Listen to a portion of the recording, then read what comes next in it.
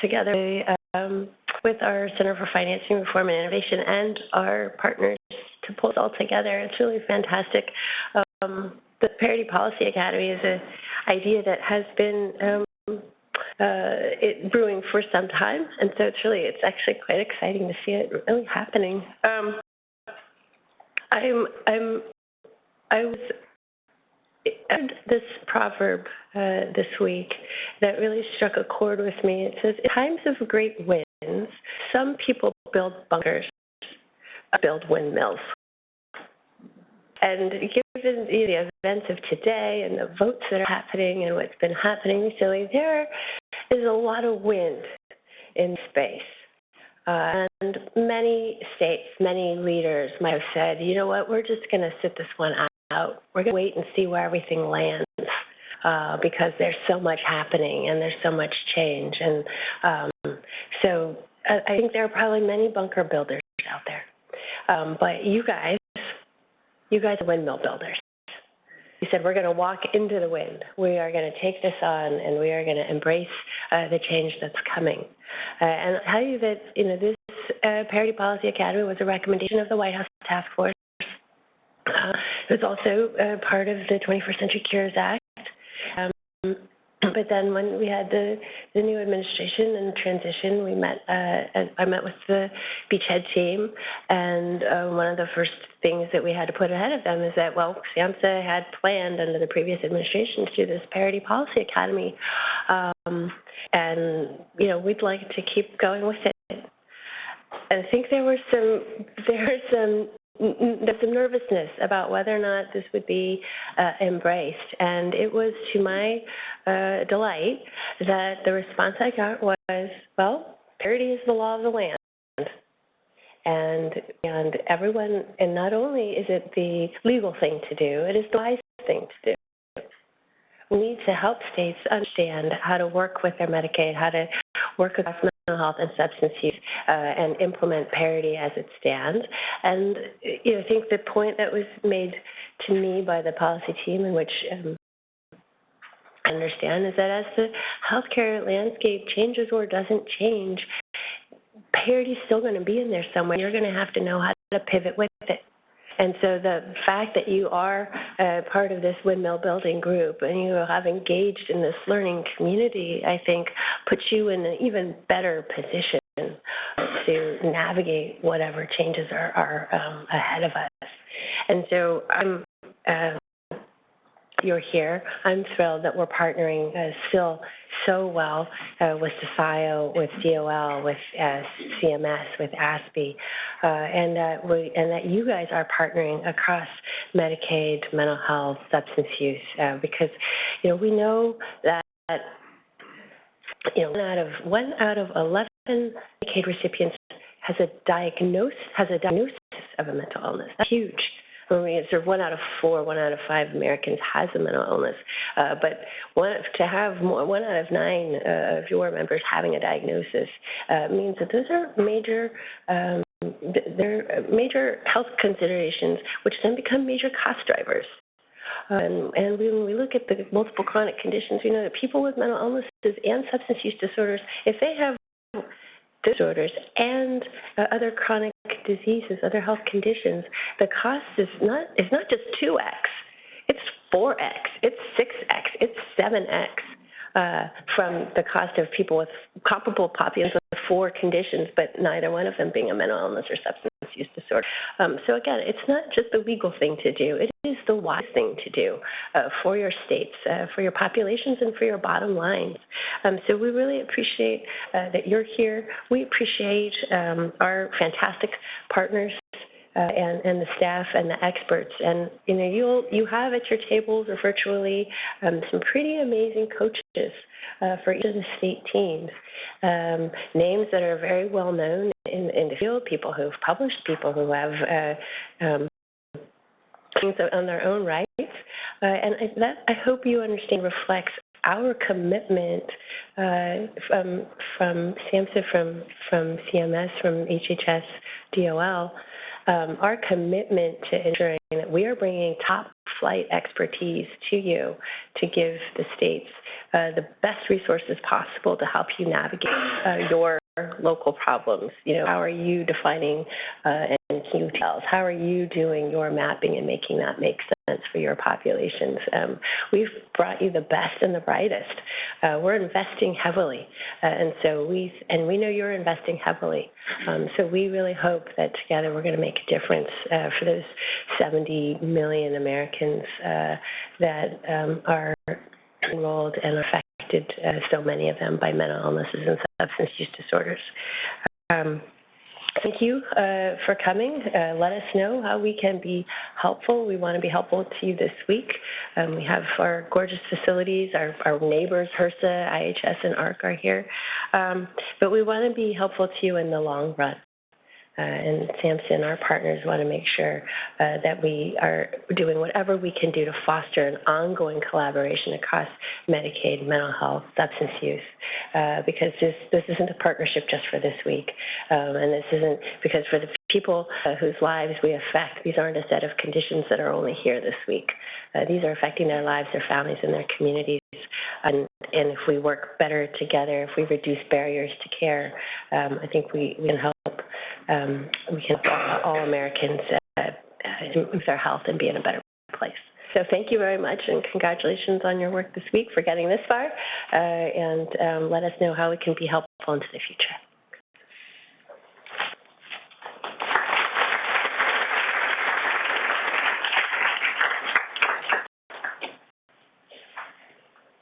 We just have a couple of minutes until the next session starts, maybe a couple of logistics items to inform you of in case you haven't already visited our wonderful facilities. We have bathrooms on both sides, so if you go out that door, there'll be bathrooms over there. If you go out that door, they're right around the corner as well. We have a cafeteria right across the way. We have a little marketplace right over there, so feel free to use those facilities.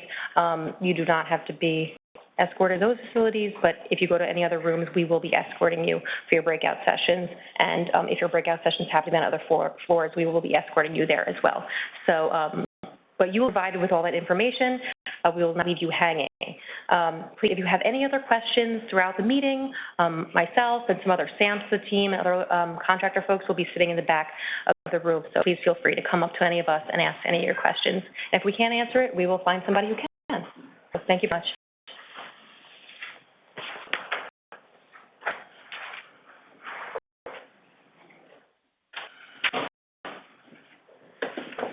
Good morning. I'm Karen Baronio. I'm a Senior Policy Advisor for Behavioral Health Policy at the Center for Medicaid and CHIP Services. I'm going to be talking with you a little bit today to just kind of get things rolling to parity and sort of a pretty high level from the federal perspective before you delve into the hard work of actually sort of about the details of the regulations and how they might apply in your state. Thank you for taking time to participate in this effort. We know you're busy people, and we really appreciate your dedication and that you've shown in coming here today, traveling here to work on these issues. I've worked on parity issues from different angles, but all from the federal parity federal state perspective for the past 17 years. Forward to hearing from you, to learn from you about your experiences at the state level. Obviously at Medicaid, we realize the important role that our state partners play in implementing our programs. So that's really critically important to us, and we know that you all know in many ways a lot more than we do about kind of how your programs operate and what the best way is to implement things sometimes. I was working on mental health parity issues as a staffer in the Senate back in the 90s. One job I had was with the Finance Committee under Senator Moynihan, working on Medicaid and CHIP issues. As you may know, Senator Moynihan had an abiding interest in mental health issues. He had worked with President Kennedy to develop the Community Mental Health Act, which had been instrumental in providing federal funding to the states to help with improving access to community-based services. That funding stream is actually the precursor to health block grant. After Moynihan retired, actually went to work on mental health parity. I worked for the National Mental Health Association for a long time, doing advocacy on the Hill, helping with developing legislation, federal legislation to implement parity in various ways, commercial plan law, as well as the CHIP parity visions. And then after a while there, and after the ACA was enacted, I went to work in the Office of the Secretary at HHS here at the federal level, where I worked with colleagues from CSIO, from Labor, who you'll be hearing from later today, and from Treasury on implementing the parity regulations in the commercial plan market.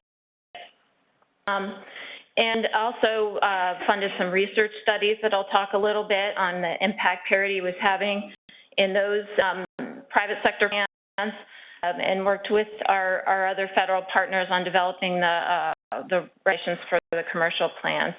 And now at CMS, it's been really exciting to work on parity implementation to help with developing guidance for implementation in Medicaid and CHIP. I thought I'd go over a little bit of the history today of how we got to where we are with the parity requirements in terms of the legislation and the regulations. Talk a bit about the challenges we know that people with mental illness and substance use disorder face. We know this through the data that we collect at the federal level, through work we do with advocacy groups, with state folks. But it'd be good reminder to kind of to think a little bit about that as we're working on these issues. And then also, I wanted to talk a little bit about what we're seeing in the research studies that have been done so far. They primarily focus on the commercial plans, obviously, because they're further along in terms of implementation. But I think they're informative for what we might see in terms of implementation in the Medicaid and CHIP programs.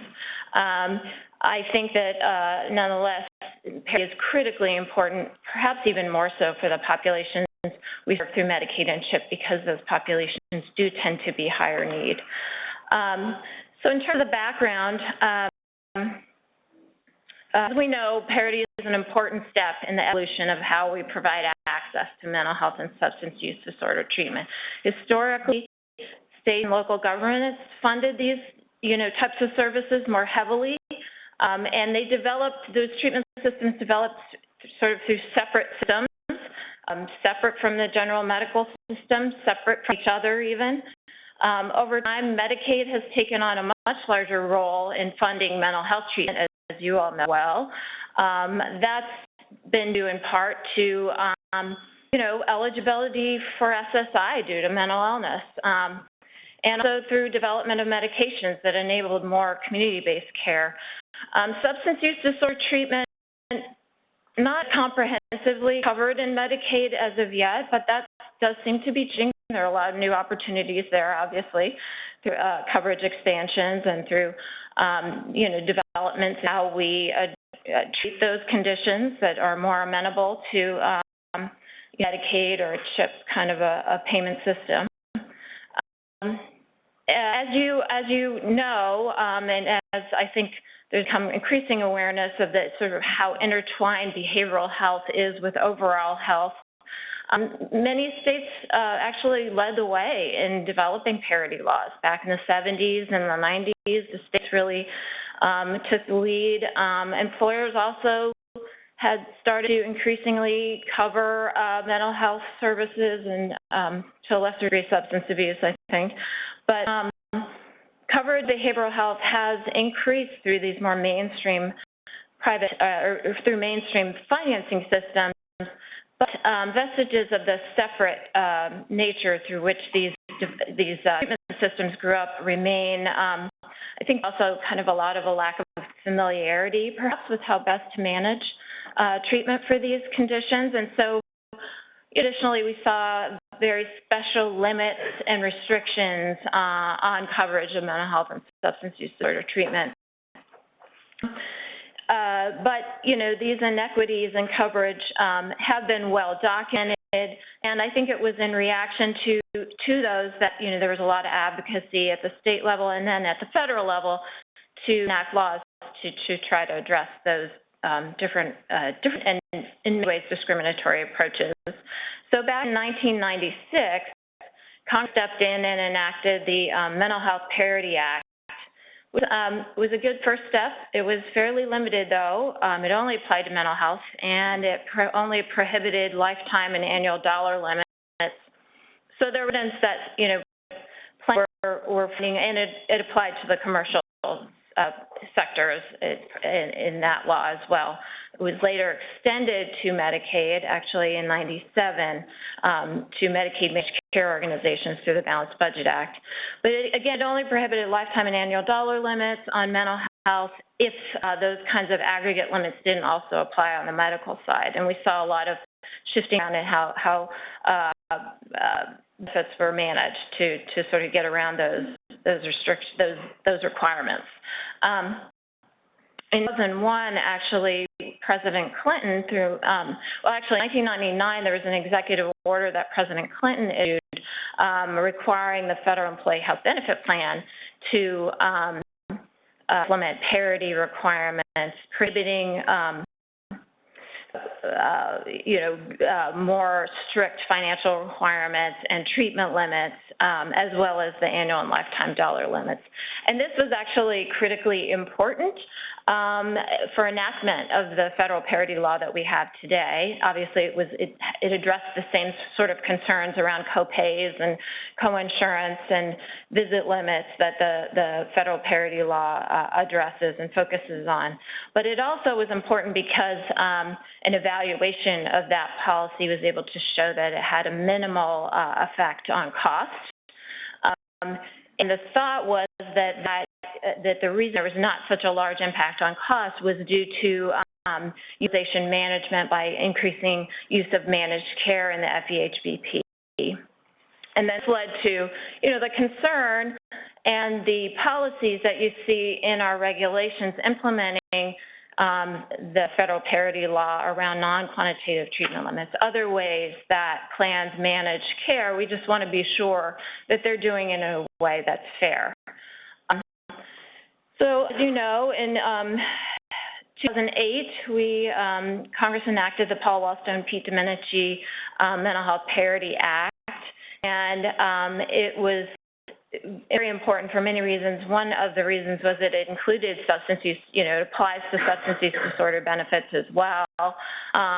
It did focus on the commercial, large group, employer-sponsored plans, and that was later extended to include, the individual plans available through the marketplaces, for example, and to the Medicaid expansion population that was established under the ACA.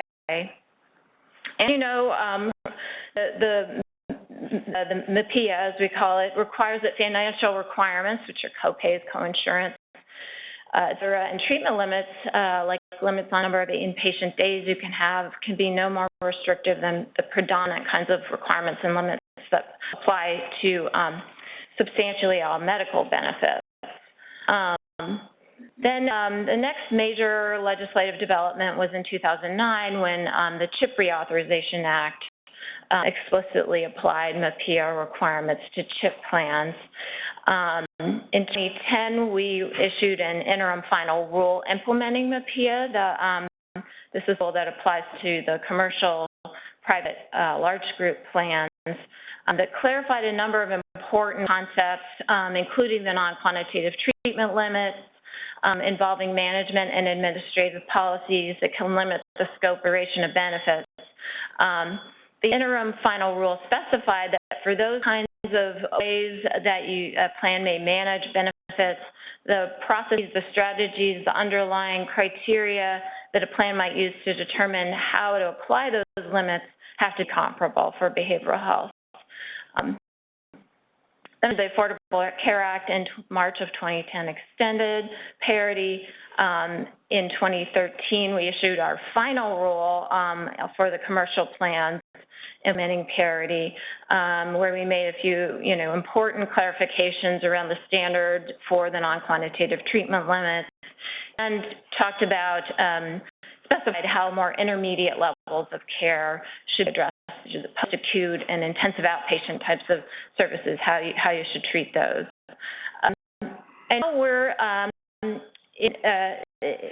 the last phase, or so far anyway, of implementing parity, and that is through implementation of the final rule for the Medicaid managed care organizations, for alternative benefit plans, and for CHIP.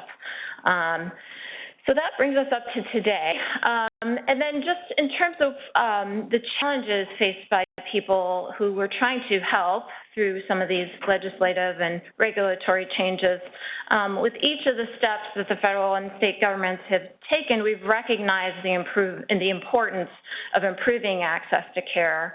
At the federal level, we're aware of these challenges at a very high kind of macro level. A lot of what we do, we're responding to things we can see in the national data, overarching research studies. But I know you deal with these issues in a more immediate way in managing the programs in a very day-to-day level, and your work with folks with these conditions. So we have a lot to learn from you as well. As you know, or you may know, serious behavioral health conditions often arise in adolescence and early adulthood, affecting education and employment, causing people to drop out of school, to lose their jobs. For these reasons that people with serious behavioral health conditions are more at risk for being unemployed, for being low income, for having to really needing Medicaid and CHIP for access to treatment.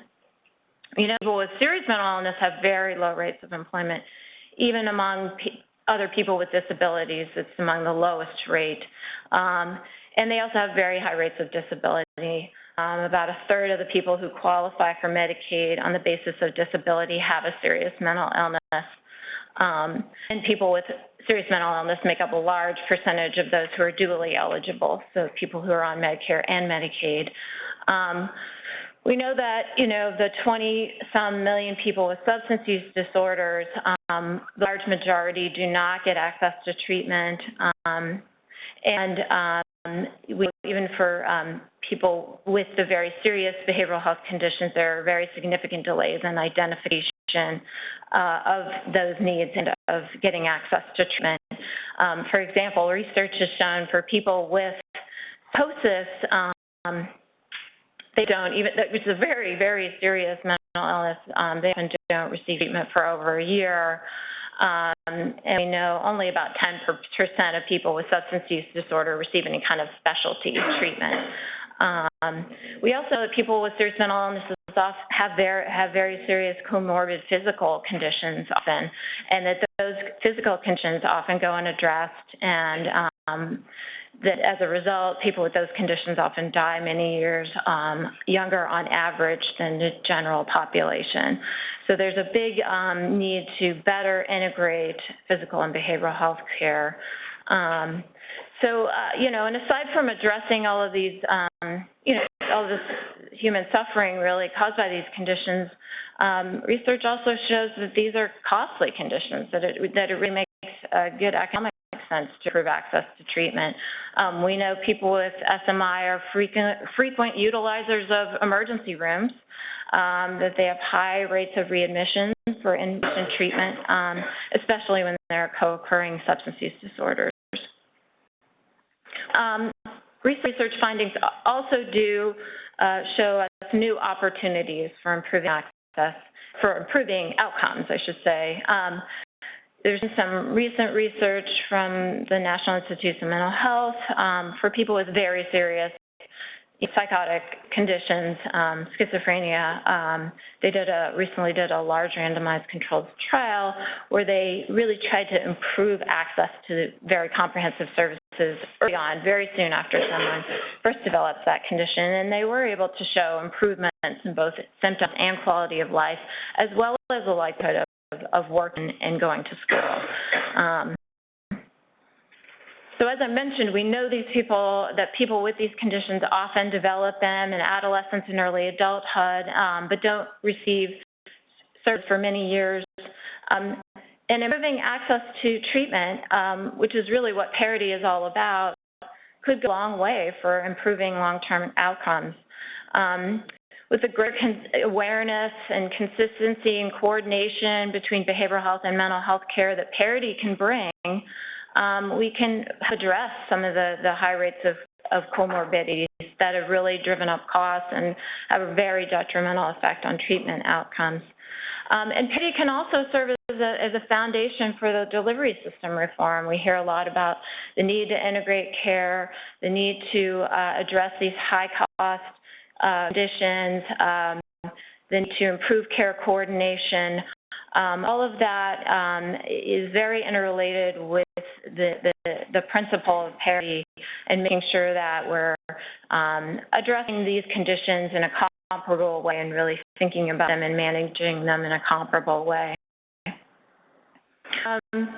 And then next I wanted to talk a little bit about some of the research findings so far.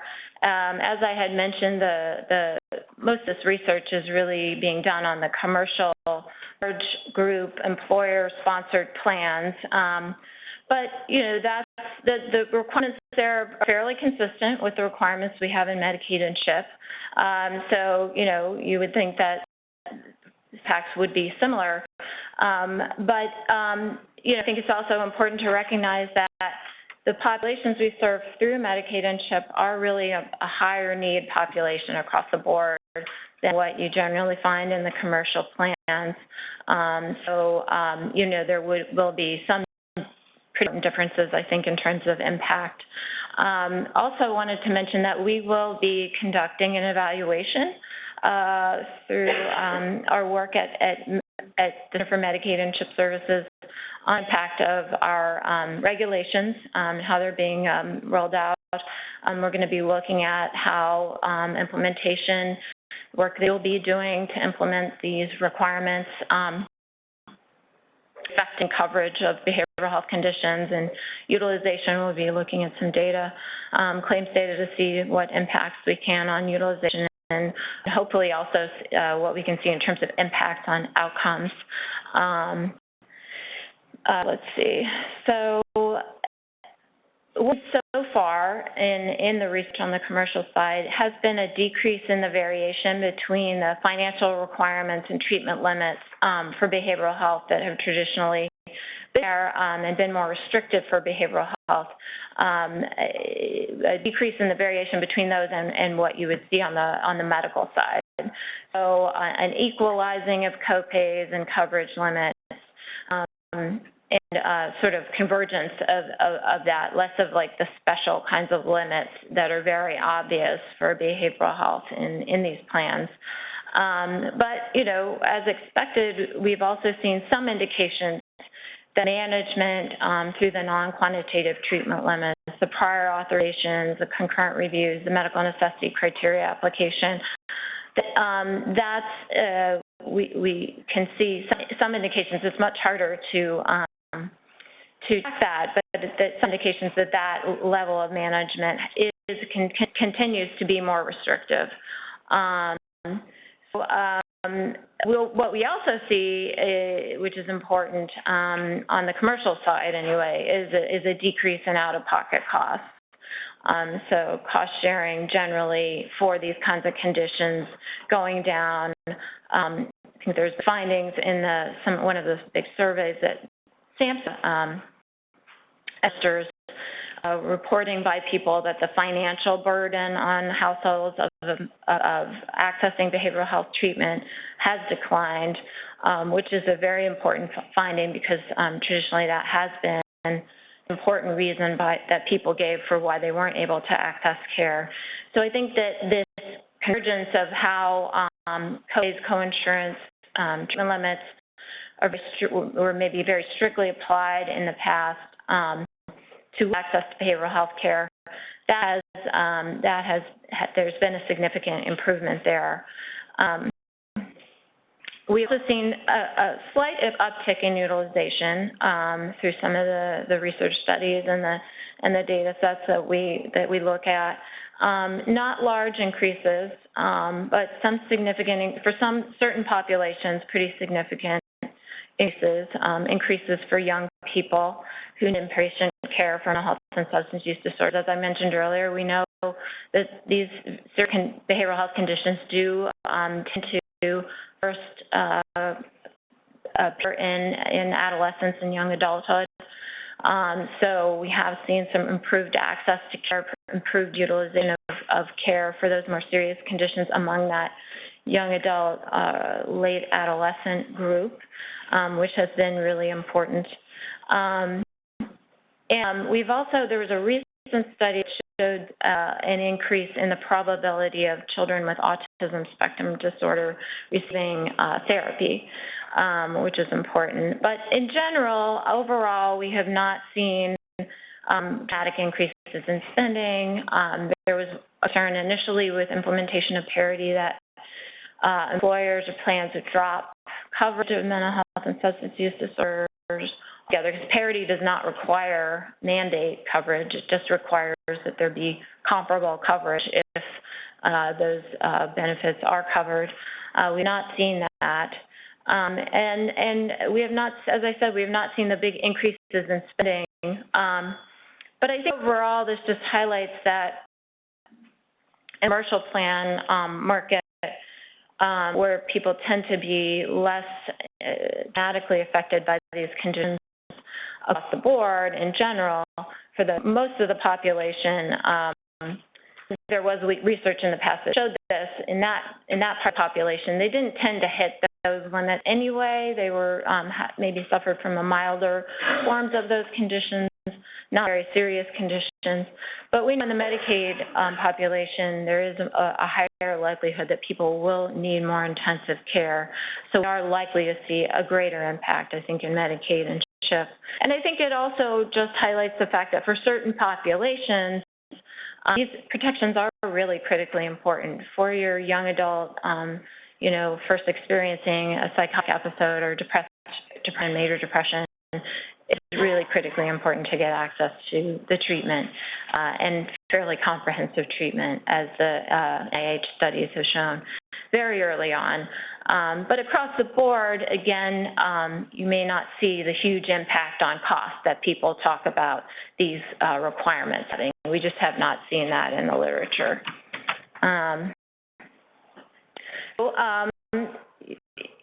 Use of a preview for what we're going to talk with you about today. The quantitative treatment limits, I mentioned, those need to be the financial requirements, the visit limits, the treatment limits. Those generally have to the requirement is that they be comparable to what applies to substantially all benefits on the medical side. The tests we apply for whether or not something meets that requirement a little bit daunting in terms of having to look at the expected costs in the different benefit categories and figure out what would likely be applied to substantially all medical services in a certain classification to decide whether or not a certain limit can be applied. But again, sort of labor intensive, it's pretty straightforward what needs to happen in terms of assessing whether a quantitative treatment limit meets the parity test or not. Non-quantitative treatment limits are more nuanced, again, the medical management, the processes and strategies and evidentiary standards that might be the underlying reasons why a plan would be applying prior authorization or concurrent review. It would be harder to identify, some prior authorization is usually easy to see, but in terms of identifying, where a plan is perhaps managing behavioral health a little bit differently from medical surgical, that can be a little bit more challenging. We hope that, the sessions over the next few days will help clarify some of that.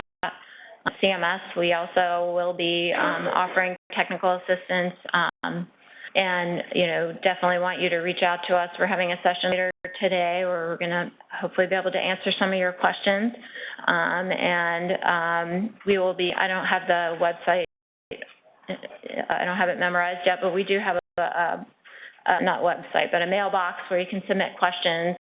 It's a good way to let us know if you have sort of a burning issue, and we can reach out to you and follow up with you to help you work through it. We, as you may know, issued a guidance document back in January that kind of lays out in detail, goes through a lot of examples. There's a foundation for a lot of the sessions that you're going to be working through today and tomorrow, and also talks about kind of the processes you might think about putting in place and the different stakeholders and different other state partners that you might want to include and tap for their expertise. You know, the folks that work in the substance agencies and mental health agencies at the state level can be helpful in terms of thinking through some of the non-quantitative treatment limits, things like how, you know, is the provider networks being set up really being done in a fair way? Are these management techniques founded on evidence? Those kinds of questions. And just in general, I think we're hoping that this policy academy can develop into a learning community so that you all can learn from each other, that we can help with the TA and resources that we can offer, and then that we can learn from you as we work further to clarify the policies and requirements. So I'm going to turn it over to David Dvorny to talk about some administrative items.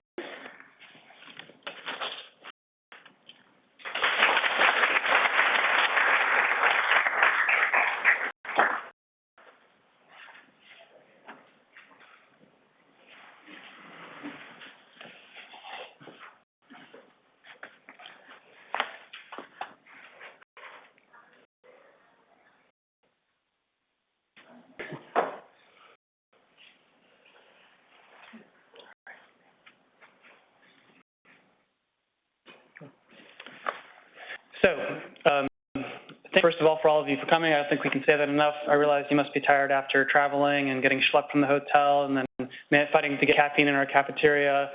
We really appreciate it, and then we're hitting you with a hard dose of parity specifics, which is not the easiest thing to get through after a day of travel, but we do really appreciate you being here, and I think a lot can be accomplished over the next couple of days as we work together. So speaking of working together, this afternoon we'll be having our first of 2 state sessions, and we have a very high-tech process to sort you guys into those sessions. If you look to the back of the room on the columns, and then right over there where Sarah's hanging one up right now, you'll see sign-in sheets. This new technology enables us to sort people into rooms. Next to the sign-up sheets on the counter and on the chair where Sarah is, and next to all the columns are these markers you can use to write your name in sign-in sheets.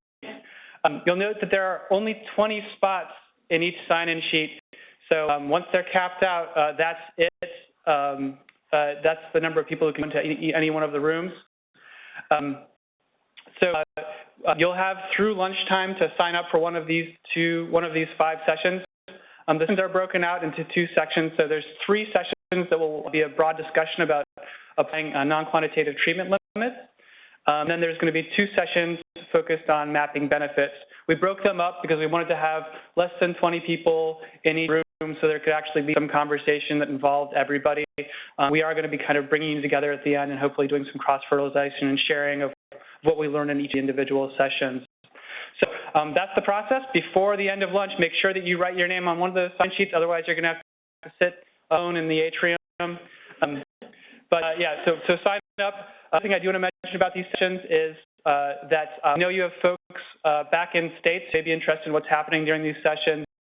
The rooms, also a call-in, which is listed on your agenda.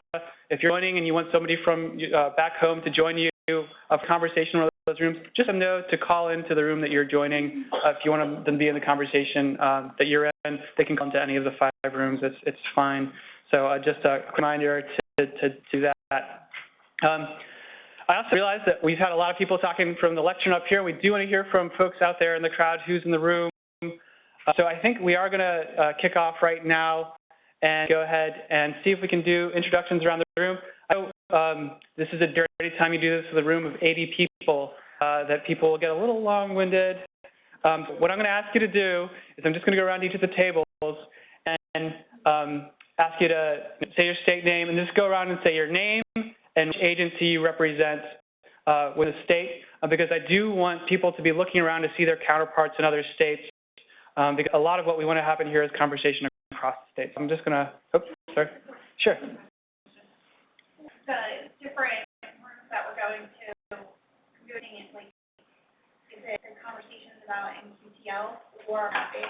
So, well, we have a facilitation guide, and they're going to be led by your excellent coaches. So there are, those 3 NQTL sessions are planned to be the same, but I imagine the conversations will go in slightly different directions. So you get to, wow, I wouldn't put it that way. They're all equally excellent. You know, how do you choose among such great coaches? I don't know. So yes, I guess you do get to choose your facilitator. So, but I'll start over here in this corner if you folks want to stand up or just, you know, introduce yourself. And if you could use the table mics, there's little buttons on them to turn them on. So. Hi, Suling Holmesy with Texas Medicaid CHIP Services. Sarah, Texas Medicaid and CHIP Services.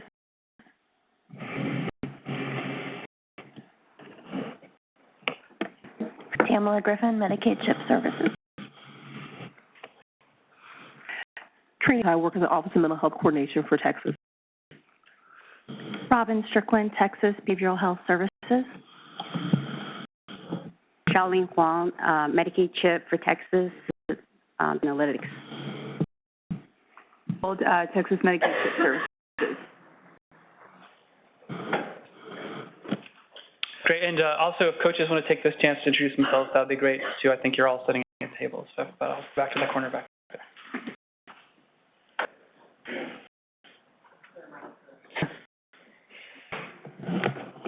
Alexis Lucy, Nevada Medicaid. Jody Tonkin, Nevada Medicaid. Crystal, Nevada Medicaid. Nevada Medicaid. Katzman, Division of Public and Behavioral Health. Debbie Fino, Nevada Medicaid. John Kucera, Nevada Department of Analytics. And I'm Suzanne Fields. I'm the coach for both Nevada and Texas.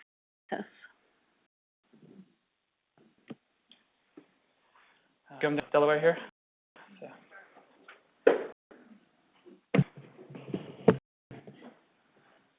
Elias with the Delaware Children's Department and work with behavioral services. Darlene Plummer, Delaware Substance Use and Mental Health. Susan Shett, Delaware Children's Department, Division of Prevention and Behavioral Health Services. Anna Patican with the Division of Developmental Disability Services. Mike Barker, Division of Substance Abuse and Mental Health Services. Kimberly Pettyjohn, Division of Medicaid and Medical Assistance. And Morbido with the Division of Medicaid and Medical Assistance. Really Xavier, Division of Medicaid and Medical Assistance. Kathleen Doherty, Division of Medicaid. Brian Williams, the Medicaid and Medical Assistance Policy and Planning.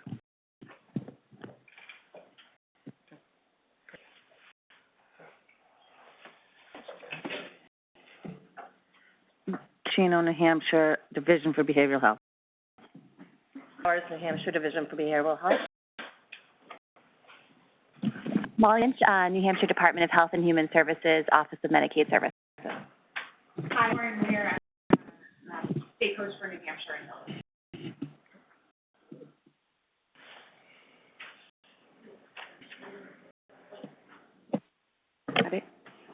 Good morning, Alicia Prevost, Louisiana Medicaid. Kennedy, Office of Behavioral Health, Louisiana. The Office of Behavioral Health, Louisiana. Darryl Montgomery, Medicaid, Behavioral Health. Shami Maktar, Office of Behavioral Health, Louisiana. Pia Hansen, Louisiana Medicaid. Hi, Julie Seibert. I'm the coach for Idaho and Louisiana. Moon, policy analyst, Idaho Medicaid. Yours, Idaho Medicaid. Tiff Ensler, Idaho Medicaid. Suzette Driscoll with Idaho Medicaid. Anna Clark, Idaho Division of Behavioral Health. Ann Bloxham, the Division of Behavioral Health.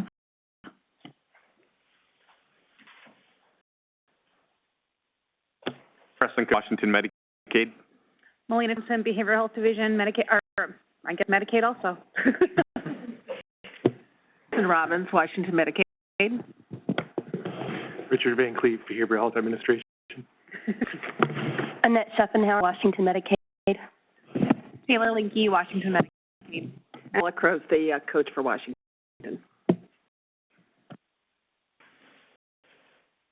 Janice C. Illinois, Data Analytics, Medicaid CHIP. Anna Kanabe, Division of Mental Health. I'm Maria Bruni, the Division of Alcoholism and Substance Abuse.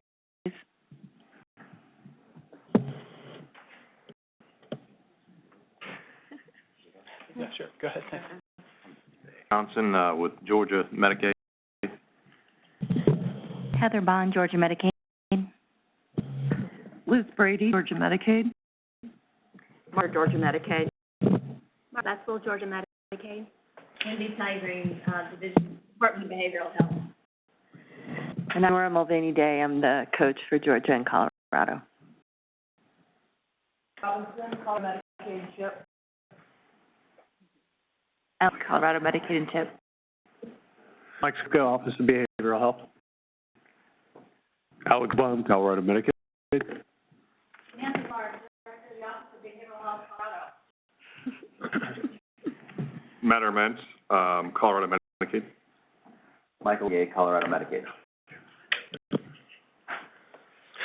Well, as I said, I hope you're on the lookout for your counterparts across the room. So I hope we can facilitate conversations moving forward. We're in this unusual situation. Usually in these meetings, we're running about 20 minutes behind schedule. We're actually running a little ahead of schedule today, which is a good thing. So we are going to go ahead and break for 15 minutes. And if I can ask folks to come back at 10:20, we can get a jump on next session. So please, I think you know where the restrooms are. They're in all corners of this atrium. Coffee, caffeine, and food is across the way. If you have questions, you can find one of us. And please do sign up for one of the breakout sessions happening this afternoon. Thanks so much.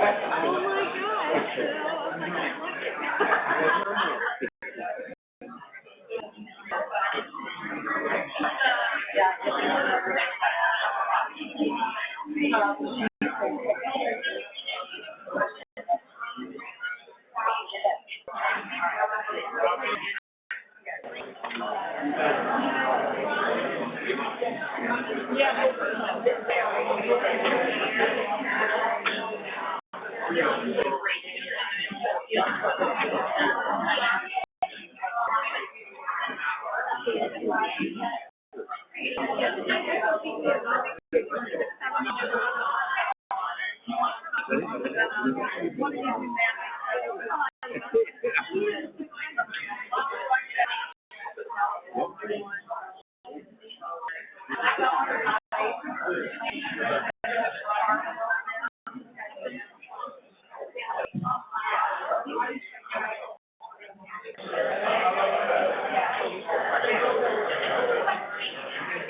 where I'm told.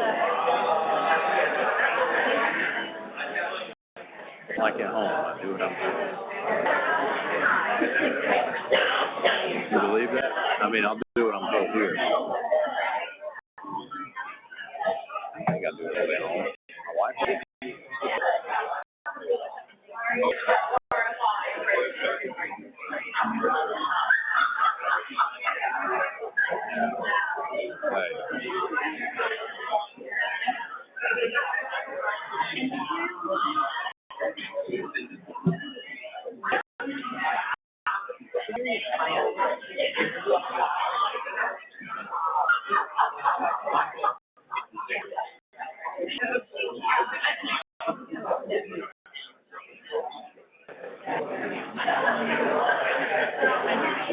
I'm more impressed to see how you can make it both rooms.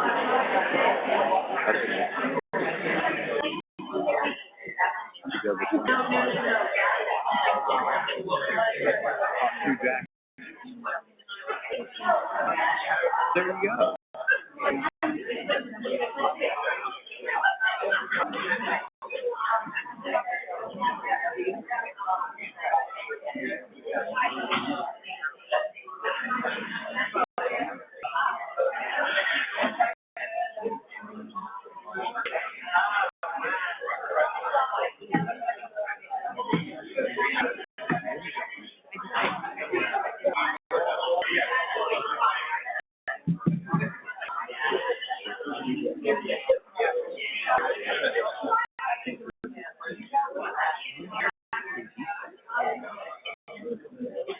I don't care.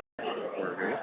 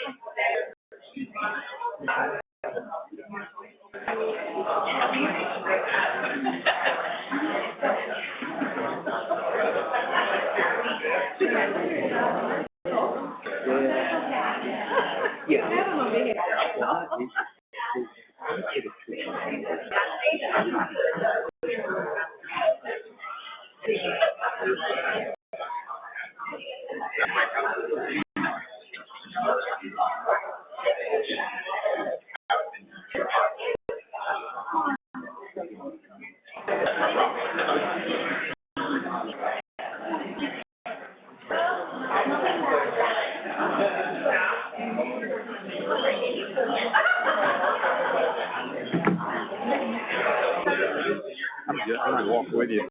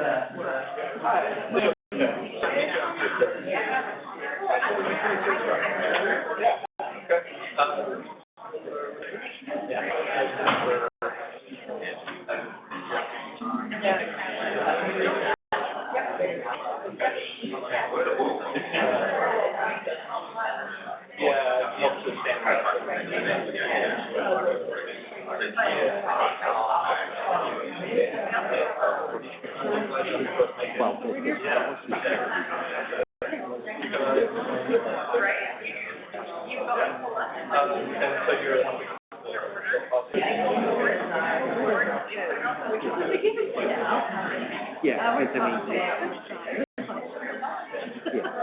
because you're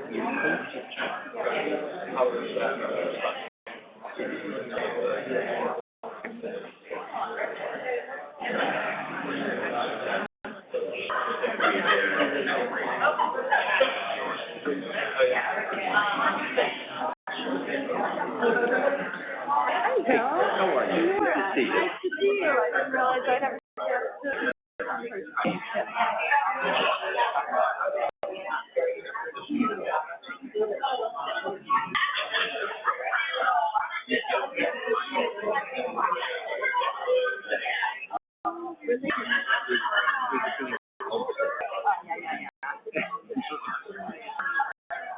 Yeah, Mike is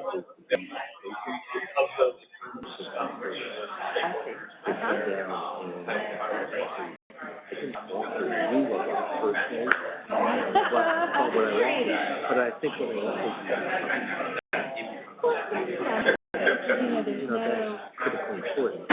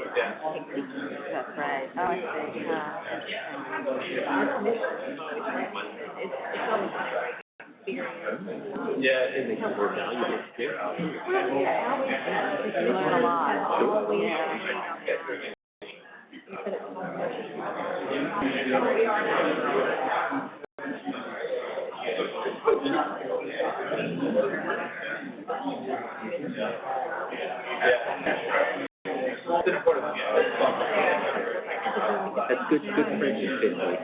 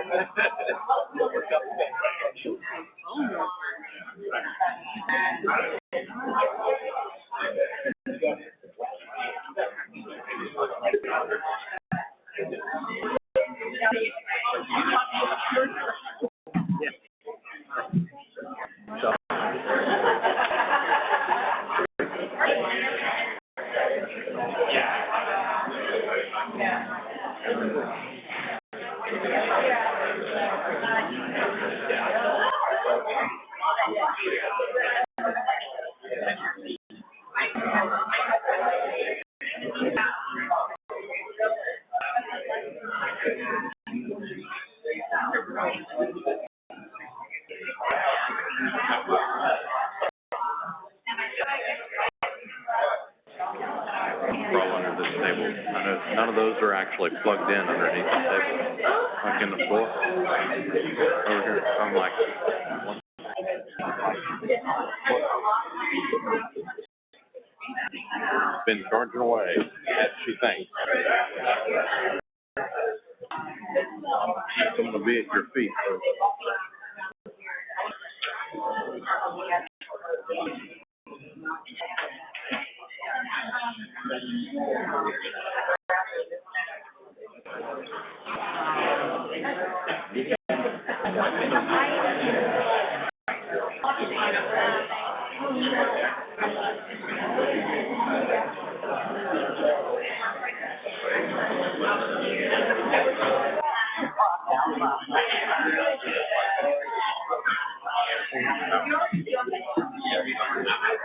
They weren't plugged. These things weren't plugged in.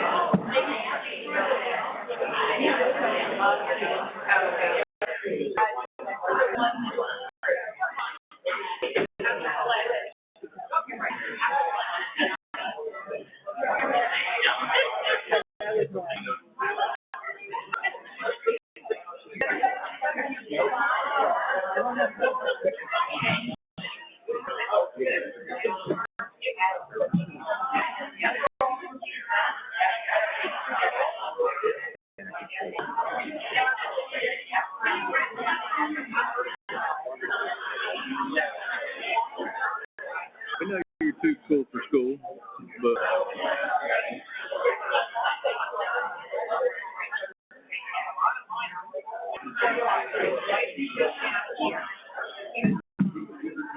you're gonna need that.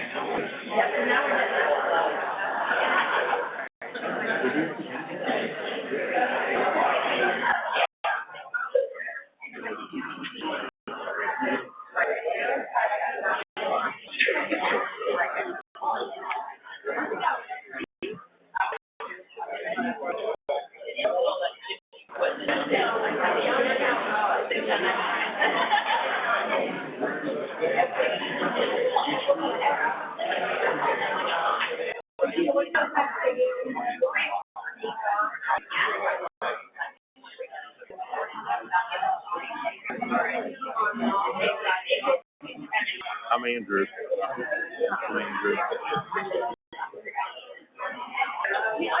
Depends on if we're at the bar or here, you know.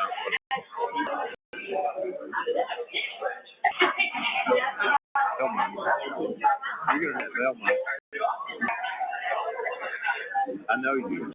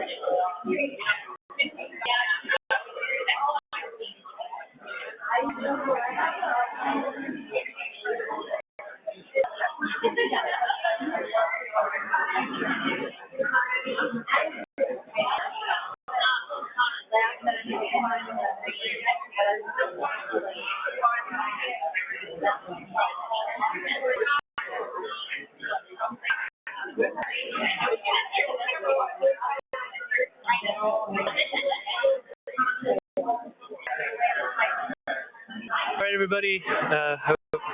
Hello? Hello? Testing, testing. Hello? Hello? No? Bad idea? Everybody, we're going to try and get started again. Folks want to head back to their seats. Guys are having too much fun. Come on. Can you hear anything or no? Okay. You can hear me, but not in general. Oh, because it's muted. I'm good at this technology thing. Hey everybody, we're going to try and get back to our seats now to jump back into the program once again. I see Hudak talking. Okay, sorry to call you out.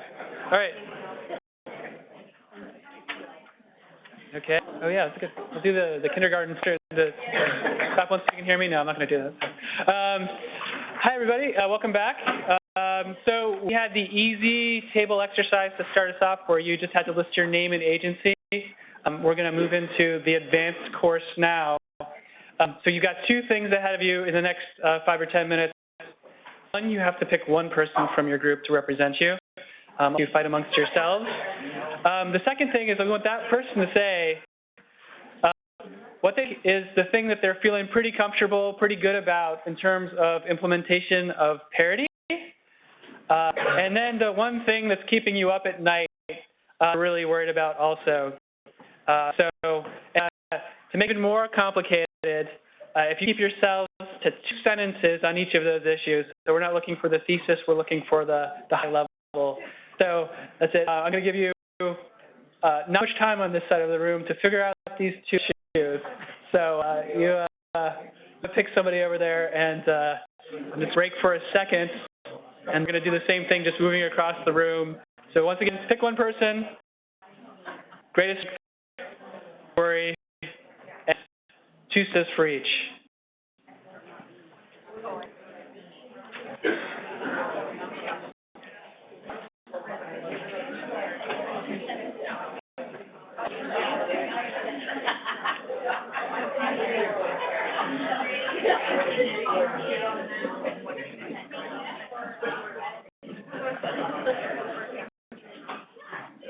All right, you have 30 seconds. Wow.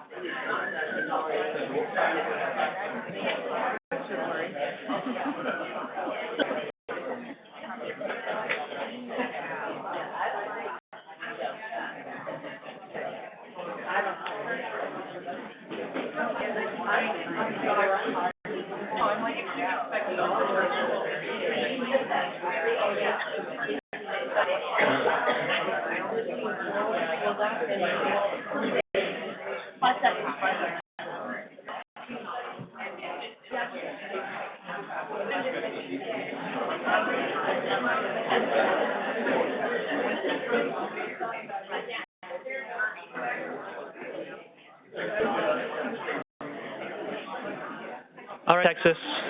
Sorry to put you on the spot, but Yes, definitely on the spot, but take out my state needs assessment tool. right. That's where we'll drive our answers from. Our greatest strength is we actually have read the parity requirements quite a bit, and I feel like we understand a lot of the details of what's did, but I think our challenge now is really executing some of those details and how we should do it, given the way that our Medicaid and CHIP programs work in the state.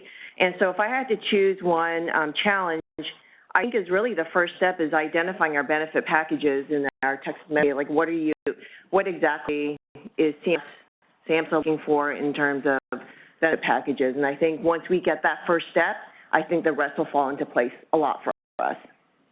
Great.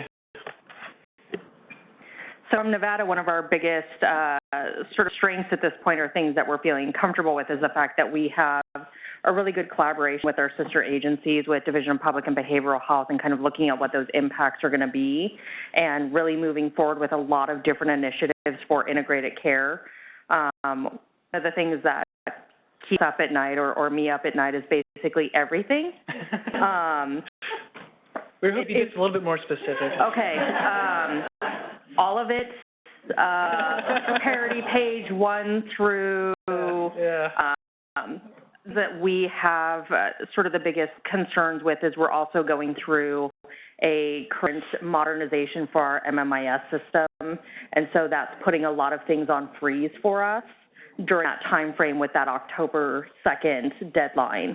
So that's kind of a concern with the resources that we have and the resources that are going to be on hold. So that's definitely one of the big things that's a concern, as well as onboarding additional MCOs for the first time in the state of Nevada, 2 additional MCOs, as well as transitioning to a dental PAP. So we're in the midst of a lot of change, right smack dab in the middle of this. So you didn't even mention the managed care rule, so that's yeah. Well, yeah, like I said, we've got 2 managed cares right now. We're onboarding 2 additional ones, so we'll have 4 for the state. And what's that going to look like? So, to sum it up, just a couple of it. Well, we appreciate it. Okay, so Delaware. I would say one of the things that we were on course with is We have right people. Oh, is that a one? Yeah, ma'am. Do they hear me? Okay. I need a microphone. The right people and very strong participation through multiple divisions. So I think that just not one agency is doing it, it's multiple agencies. So I think that that's really given us the opportunity to progress the way that we are. I said what's keeping us up at night other than CNN News, and our daily changes in all of our lives is a little stressful. But I think the overall process and the strategy and how do we meet the requirement, have it met correctly, that CMS approves it, and also the unbelievable stress on timeline. We just brought an MIS up, so there's a lot of other things going on, and that's a 1,400-page rule. So it's, less staff, many agencies are and states are in a hiring freeze, so we have less people to do 10 times the work. So, and it's important, it's important, but you have so many people. Louise. So we have the same strengths that others have discussed. I think we have a really good relationship between our Medicaid office and our Office of Behavioral Health. In addition, we have our Medicaid and CHIP benefits are the same, so that seems to make it a little easier. We have language in our contracts. Those are all strengths. So issues, obviously workload is significant. We've only been doing this integration thing. We integrated our behavioral health into health only within the past year, basically. That's a challenge. Medicare rules, substance use residential is an issue for us. And for me, the thing that keeps me up at night, I guess, is managing the services for youth in terms of rehab services and inpatient levels of care. These services can be misutilized and overutilized, not to have create any problems with access, but to see exponential growth in some of these programs without utilization management is a real concern. And I want to make sure we're able to manage that in a way that doesn't step outside of parity requirements. Hampshire? New Hampshire, I'm going to use the versus the windmill philosophy and say that we're staffed, we're using the same resources, so I'm starting with things that keep us up. We have no bandwidth. We don't have a lead. To Delaware, and it began to resonate that we don't know what to worry about to the depth they're at. But the windmill. The good news is we're a small state. We know each other. We have strong collaborative relationships.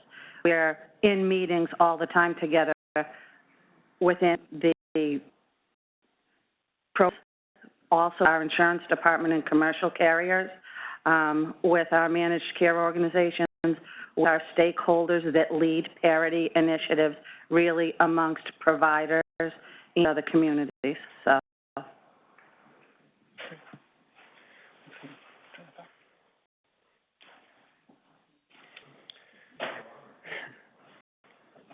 Hello, this is Idaho. Things we're pretty comfortable about, first of all, is our team. We're small but mighty, and we'll talk about that a little bit later when we tell you what's keeping us up at night, too, is our team, because we're small. Right. But sometimes we may doubt our mightiness. One thing we're feeling pretty good about is our QTLs, and we're feeling pretty good about them because we don't have any. So what's keeping us up at night is the NQTLs, because we are all those. So, and then, just competing workloads from so many other things that are going on. And again, we're a small team. We all have other things that are nagging at us for time and commitment, and that's one of our biggest concerns. And worrying about world peace. So that's it. Well, all of that, and I think I can violate the two-sentence rule here. Okay, or maybe continue that.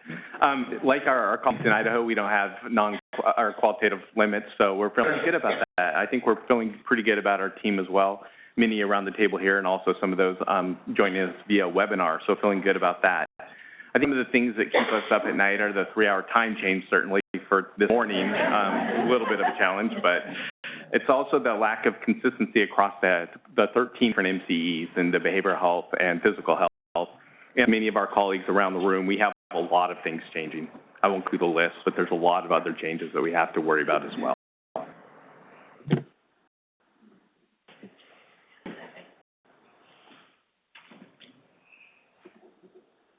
Hi, in Illinois, I think some of the strengths that we have is definitely the development of our benefits package, especially through our recently submitted 1115 waiver and our state plan amendments, which have really been focused on transforming the behavioral health system of care in Illinois. So we're really feel really confident in those. Plus, I think we also have a great deal of interagency collaboration between our Medicaid authority and then our state substance use and mental health authority. And this is what keeps us up at night. Definitely, we're in the process of RFPing out our system of Medicaid managed care. We have had a system of 12 MCOs across the state. It will be kind of pared down to approximately 7. And so there's a lot of stress and anxiety among our providers and among us on the state side, too, in terms of, just the transition from this process. We're also concerned within that about the strength of the behavioral health networks in terms of the providers, just wanting to make sure that there's adequate network coverage for, for the patients in Illinois. We're also in Illinois, if anybody follows our news in our state, we are in the second without a budget, so which makes the issues related to reimbursing things out of our general revenue money in terms of the state match, it makes it very problematic, and it it's getting kind of, every day gets a little bit scarier when we read our news on our phones. So those are challenges.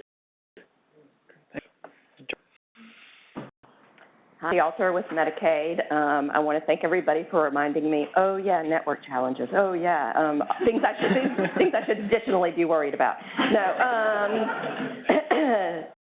I thought our strength certainly is a very strong collaborative relationship with our Department of Behavioral Health, which is technically our Department of Behavioral and Developmental Disabilities. And as if it were not strong enough already, the commissioner of the Department of Behavioral Health became the commissioner of the Department of Community Health, which is the state Medicaid agency, on December 1st. So can't wait.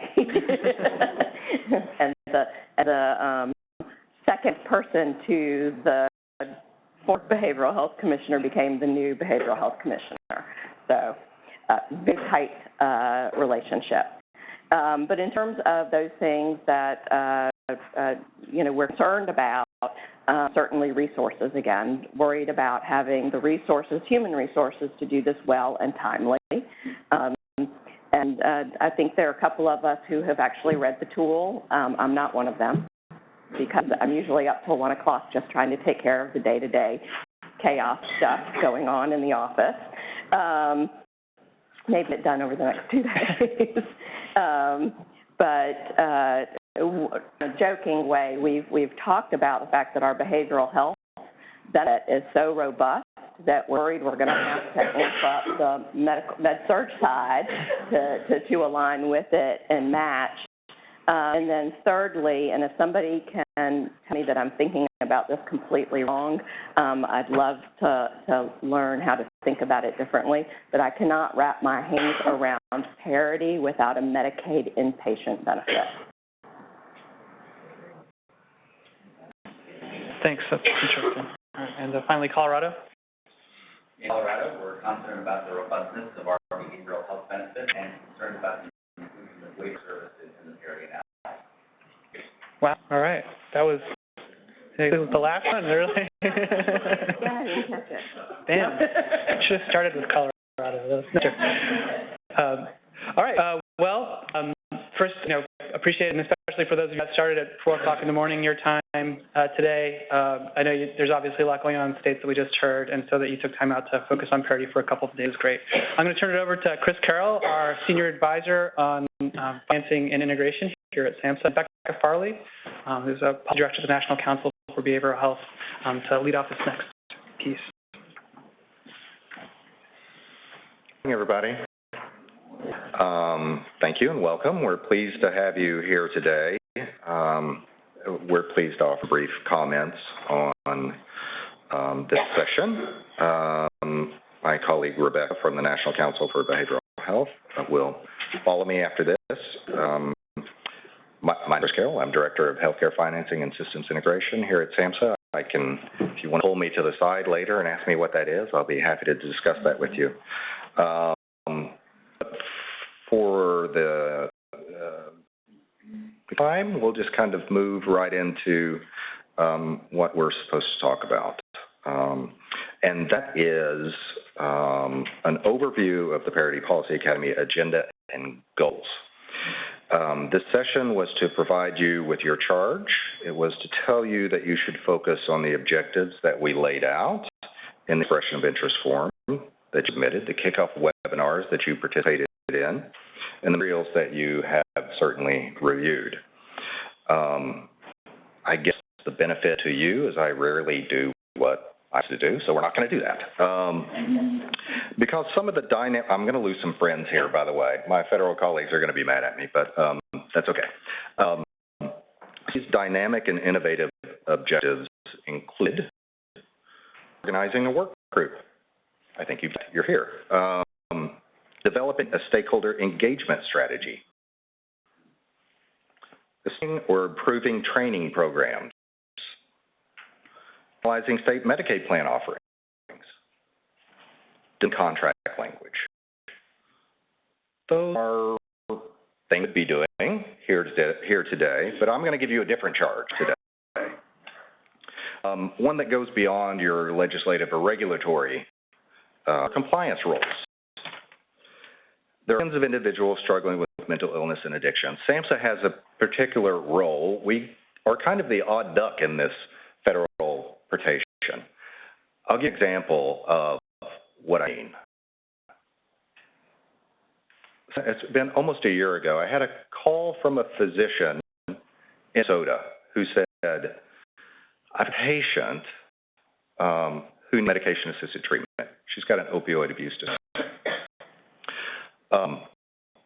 The Mayor company is requiring her to clean urine drug screen so she can get access to medication-assisted treatment. She could not get a clean urine drug screen because she was using marijuana and she's testing positive for THC. Now, the issues are complicated, right? Is that a parity issue? I don't know. But if you think about it, and I talked to my colleagues at the Department of Labor about this because I was like, what? I'm not really sure what's going on here. Is this a parity issue or not? If you think about it, right, we deny a diabetic access to insulin because of a piece of cake. Probably not. What about somebody that was on chemotherapy and decided to have a cigarette? Would we decide at that point you can't get your chemotherapy? These are kind of philosophical issues of parity, but nonetheless important. But some of what happens is individuals, states, providers turn to SAMHSA and say, hey, can you help us out here? We're not really sure what's going on. This is why we this big group hug to happen today. So on that, and during the course of your lifetimes, for us, will experience a mental illness or addiction or both. At some in our lives, nearly all of us will experience one of our family members or someone we know having one of these issues. Unfortunately, up to half the people with mental or substance use disorders, 90% of people who meet the criteria for an SUD do not get the treatment that they need. This gap in treatment creates a tremendous toll on American health and economic well-being. It's not all bleak. There's a broader public and policy understanding of the illnesses, both physical and behavioral, are intertwined. In medicine are improving treatment and service options. A better understanding of the cost controls and gains of coordinated care is very encouraging. But ultimately, through us, through the miracle of MAPIA, we have the opportunity to do something right with the power of the law behind us. So here are your real goals for this session, overview of Parity Policy Academy goals. Get real as you need to be today. If you have a opportunity or problem, don't be reserved. Say something. Keep us busy. We facilitate what you need. If we are not delivering that, each of your peers that are experts and federal staff in the room, you know who will come in handy in 6 months. We may. So that's why we're out among you too. The bright one big city of Rockville has a lure. But be present here and set the stage for us assisting you in your ongoing work. Never forget that there is someone in Bismarck, North Dakota, Portland, Oregon, or Fort Smith, Arkansas, my hometown, hence the accent, are counting on us to support fair and equitable allocation of benefits for individuals with behavioral health conditions. And we feel this is federal staff too, I think, is that you all are the systems that we are counting on.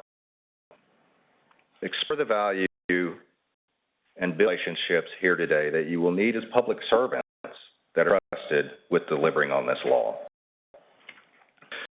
Before I turn it over to Rebecca, I do want to take a moment to thank people who helped to contribute to this day. And I'm going to ask them to stand if they will, so you can start to see support around you. SAMHSA team are Mary Lifshitz, Sarah Feverman, Danny Berger, of other SAMHSA staff, if you'll just stand up. I'm pleased to see our regional administrator, Stephanie McClatty, show up today. That was good. From the Department of Labor, Elena Lynette. Amber, I don't know if she's here yet.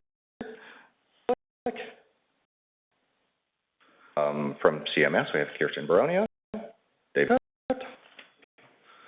SIO, we have Katie Carver, Dave Key, Jim Mayhew, probably be here later. Also, like our partners at the National Council who have supported us and been great partners, Laura Galbraith, Angolia, Robin Martin, former Adrian, well, I guess she's still around, yeah, still Adrian. Lindsay Laverde, Barry Hill, as well as the excellent travel support that we've gotten from Frank Pajicki, wherever he is. There he is. Frank's been great. From the Cabazon Group, and lastly, our coaches, Suzanne Fields, Colette Cruz, Julie Siebert, Lauren Wood, Nora Mulvey, and John Ryan virtually, I think, somewhere. Know what you need. We're here to help. We're thankful that you're here. We appreciate your time. I'm available. All those people that stood up are available. To the carpet, it needs something. I'll turn.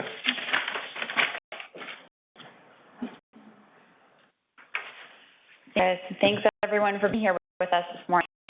Rebecca Farley, I'm with the National Council for Behavioral Health. Those of you who are not familiar with the National Council, we are the national association representing mental health and addiction treatment providers operating in your communities. So we work very closely with those providers and also with SAMHSA and CMS and CSIO and Labor and all of the other partners that Chris just named. It's also our pleasure to be working with all these folks through EFRI, the Center for Behavioral Health Financing Reform and Innovation. So we're thrilled to be here today to talk to you about parity. I have the pleasure of being the last speaker in the overview portion of the agenda today, so I am going to take a step back, from any of the details and logistics we've discussed already this morning and talk about the big picture of why we're here, why do we have parity, why do we need it, and what is the passion that drives us forward in implementing parity in our states. Chris already talked to you about the very high levels of unmet need in this country for mental health and addiction treatment.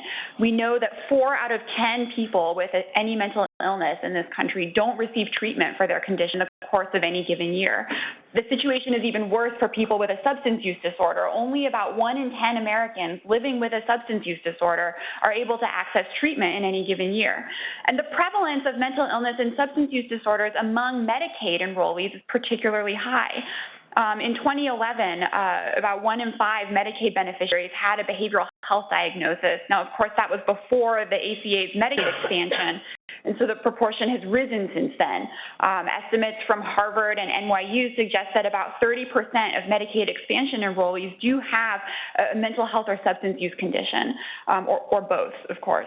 And co-occurring conditions are also very common among Medicaid beneficiaries, not just co-occurrences between substance use disorder and a mental illness, but also among comorbid physical health conditions. Of Medicaid enrollees with diabetes, about 31% also have a comorbid mental health condition. Among Medicaid enrollees with cardiovascular conditions, about 32% have a co-occurring mental health condition. And among Medicaid enrollees with pulmonary diseases, about 34% have a mental health condition. And as Chris mentioned, we know that behavioral health and physical health conditions do interact with each other in complex ways to worsen overall health. People with heart disease, for example, are much more likely to experience a mental health condition like depression or like anxiety. Same is true, vice versa, right? People with a mental illness, a serious mental illness in particular, those who are receiving medication for their conditions, of course, often experience complications such as weight gain, which can produce a higher risk for heart disease. And we know, working within this example of heart disease, we know that people with heart disease and an untreated mental health condition are more likely to experience complications from their heart disease and more likely to have worse outcomes from that heart disease as a result of having this untreated mental health condition. And this can all in the end result in not only in poorer health for the individual, but also in costly and avoidable adverse health events, right? Like hospitalizations or more intensive needs, due to complications from treatment. So these data highlight why behavioral health is a key part of whole health and the importance to state Medicaid programs of meeting enrollees' whole health needs. And as Chris said, parity is one of the important tools that we have in this fight to help make sure that, that we're offering enrollees equality of benefits and that we can help Medicaid agencies get the most out of their contracts with MCOs and get the most out of the money they invest through other delivery arrangements in their Medicaid systems. And of course, this is seen by policymakers and advocates alike as a way to expand access to that all-important mental health and addiction care that so many Americans cannot access in any given year. So this vision for what parity is, it has not always proved easy to implement. Parity does require analyses that have not commonly been done before on services that are not always at a glance easily comparable, a plan-wide or a statewide level that requires a lot of data being brought to the table for the analysis, and in an environment where different stakeholders might have different levels of understanding of all these complex parity requirements. Obviously, not those of you who are in the room. Obviously, these are the folks who are the most informed and educated about the parity regulations. But this point remains that parity violations aren't always identifiable at a glance. And states need to be equipped with the tools to understand and succeed at implementation. And really, that is where the Parity Policy Academies were born, from this important role that CMS and SAMHSA have in guiding states through the implementation of the parity law. Among the many, many tools and resources available from SAMHSA and CMS are the roadmap for parity implementation that I think you've all seen, the toolkit, also the companion piece to that roadmap. Of course, Parity Policy Academies. And our goal for the next 2 days is to bring you information to help you think through your action plan for parity implementation and to give you access to the decision makers here in the federal agencies that will be working with you on this road towards parity. So with that, I'll stop talking, and I think we have time for questions. Next speaker. Okay. Thank you.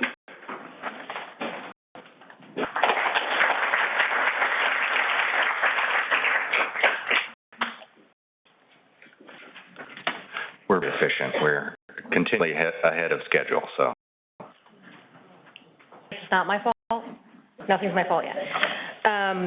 Okay, so we'll just move right ahead to our next session, lessons learned from parity in the commercial market. Our facilitator, Dave Malowski from SIO.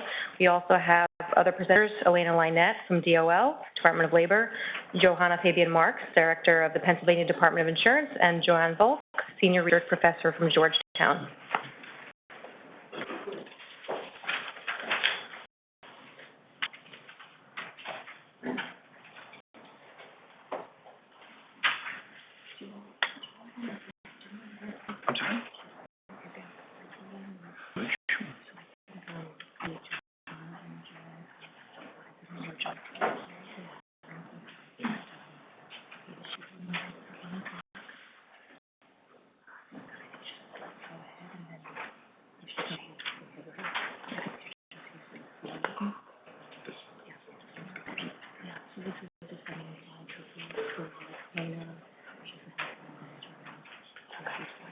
You know what to do?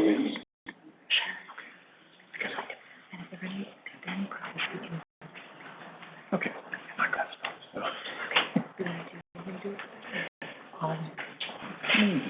It's okay.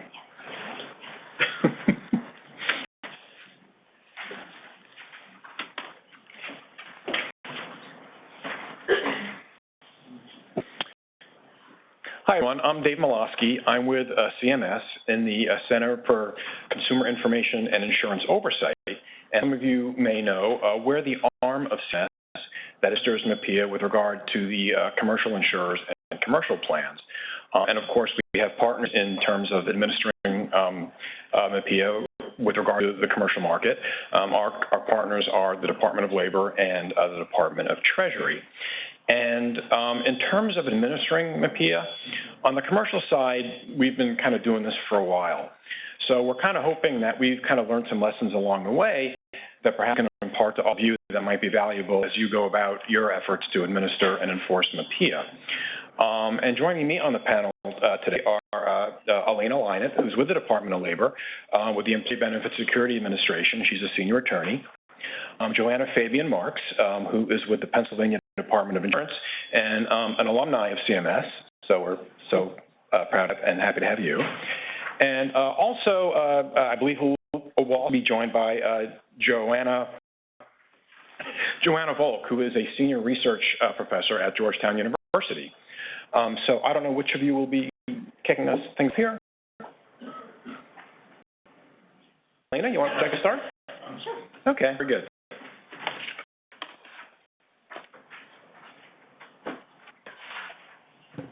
Good morning, everyone. Can you all hear me fine? I'm always short for the microphone.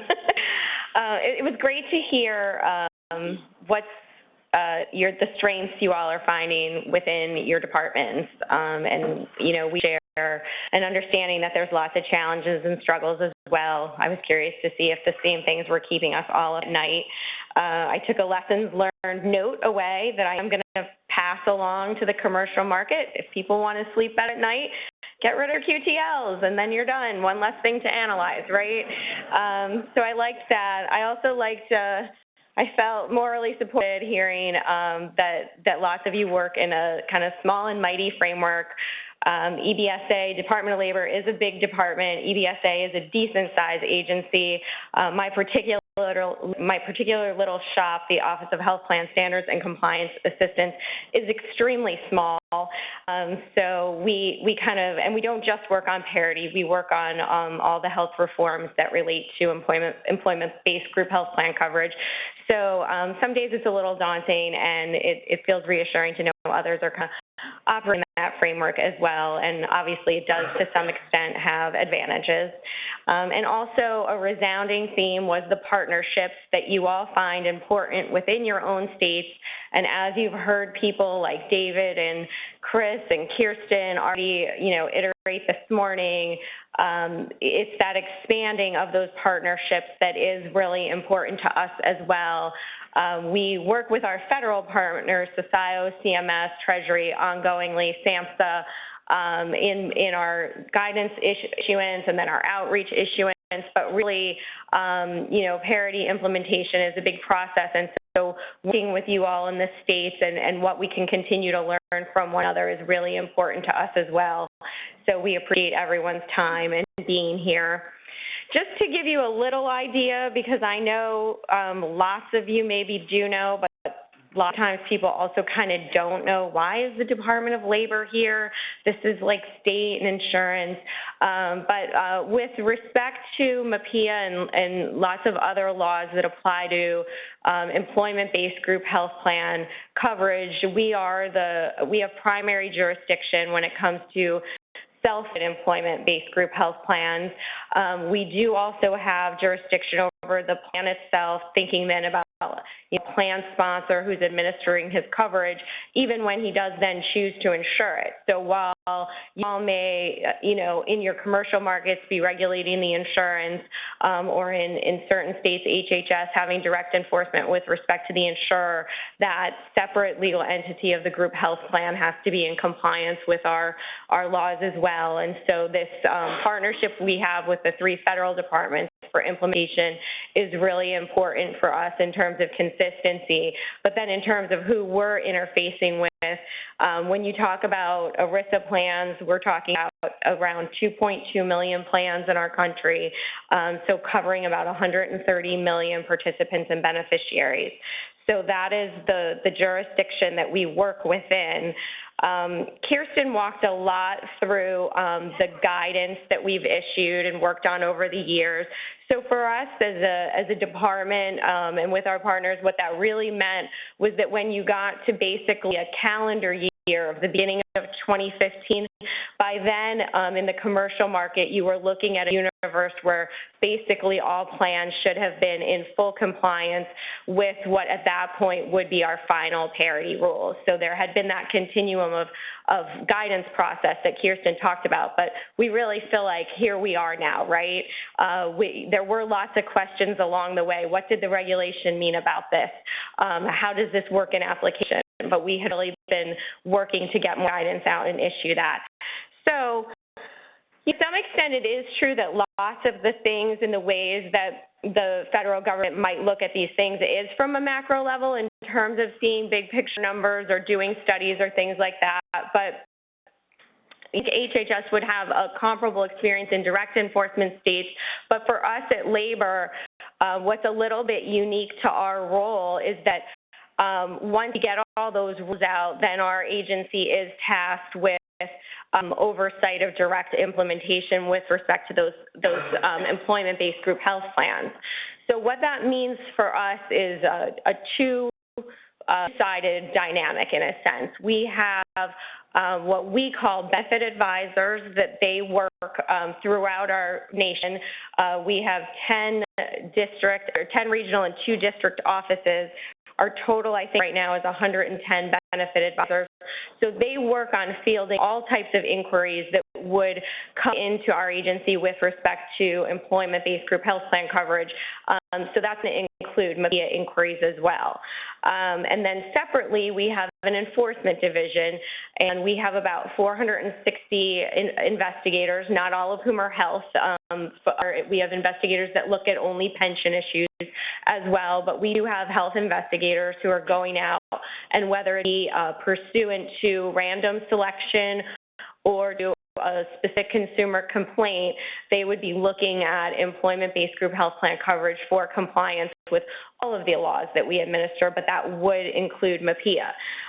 So really, in terms of getting processes up and running, we had a lot of internal work that I think is a lot of the same kind of internal work you guys are embarking on doing. All of these people who work on these issues need to be trained internally on the requirements, on how to use tools. Like CMS has come out with their compliance tool, and that's something that people need to work with and get familiar with. So that is a big component of what we've done and worked on over the years. We ourselves issued a compliance tool, and it is available on our website, and all the resources that I'll mention to you today are all available on our website, on HHS's website. The ones that we've done in partnership with SAME are on their website, and I think have also been circulated or will be circulated to you as sort of resource links to this academy as well. But really, we first issued what I would consider a basic compliance tool, and as we continue to issue further guidance, we updated that tool. We built in things like additional tips and examples because kind of just walking through sometimes I don't want to say simple, but just the requirement itself wasn't as much as helpful. People have questions about practical application. For example, on the QTL side, a lot of questions came up about, well, is it definitely permissible or impermissible to apply a specialist copay to all mental health services? And the answer to that is that you have to run the test, and it depends what is the predominant level that applies to substantially all. So it might be okay, and it might not be okay, but in working through our initial draft of our tool, it was questions like that we saw coming up, so we built in tips, we built in examples, to try to make it easier to use and address the things we've been hearing. Later, we also issued several FAQs, some of which were rolled into our regulatory guidance. Some were issued later to clarify issues that we've seen. For example, in a recent round of FAQs, we talked about the fact that mental health treatment for opioid disorder is something that would be covered under MAPIA and should be provided in parity. So there are times when we've issued things like that. I think overarching things that we started to hear were that consumers didn't understand their rights. Consumers didn't understand how to get more information. Plans and insurers were struggling with how to comply with non-quantitative treatment limitations, and perhaps with some of the disclosure requirements as well. So, faced with that, we have embarked on issuing a series of different types of tools and resources, some focused towards the consumer audience, some focus more towards plans and insurers, and others that really interface well for both. So examples of that would be on the consumer side, we issued some basic guidance. Like, we have a document, Know Your Rights, that we worked with our partners at SAMHSA and CCIO and CMS as well to try to get out basic it's very difficult sometimes to translate these detailed requirements into things that a layperson picks up, reads, and understands this means something to me, and where should I go, or what more questions should I ask, to follow up on those benefits. I think and here I'm speaking a little out of turn because I'm not a state person, and that's not my expertise background at all, but I think you have some opportunities here in the sense of being at the beginning of this process, and so being able to, and also having a system that has some avenues to maybe directly access your audience that sometimes for us is a challenge of how to, how to get this information to somebody who's ultimately going to be the end user of employment-based plan is not a direct channel necessarily for us, but for some of you, I think you'll have some advantages there. But getting guidance out like that has been something that we've worked on. To kind of see where we were going with implementation, we've been doing a lot of talking. We had lots of listening sessions with our federal partners and with the states, so I had a chance to hear and have some of those conversations inform some of the guidance we issued, and obviously we're here because we want to continue doing that as much as possible. We also had listening sessions that included plans, insurers, providers, consumers, where we could hear some of this messaging that, like I said, the takeaways tended to be issues about disclosure, issues about how we work with non-quantitative treatment limitations in a more meaningful way. So some of the things that we most recently did to respond to some of what we heard, we did issue a disclosure guide that talks about different scenarios that individuals may be in, what is the type of information that could be requested when you're dealing with that type of situation, and in our universe, what are the related timeframes for disclosures of some of that. So again, that may be, to some degree, more of a commercial market issue in terms of disclosure requirements and timing, but I do think, again, that whole idea of making sure people have the information, know their rights, and how to communicate about it, and those tools is a conversation you all, I think, have even been raising in your request for TA. So we're aware of that, and that's something that we worked on. Another document we worked on is our warning signs document, which we issued with HHS as well. And for us, this was really as our enforcement folks were out and started looking at plans, and as we continued the different conversations and listening sessions we're talking about, what we really started to hear there are these certain provisions that may be in coverage that may be permissible or may not. It's really going to depend on a lot of the details of the coverage design and how the provision's used in operation. But what we were finding was that people weren't necessarily aware to even think about this provision. So it wasn't really being thought or analyzed from a parity point of view, and it really needs to be.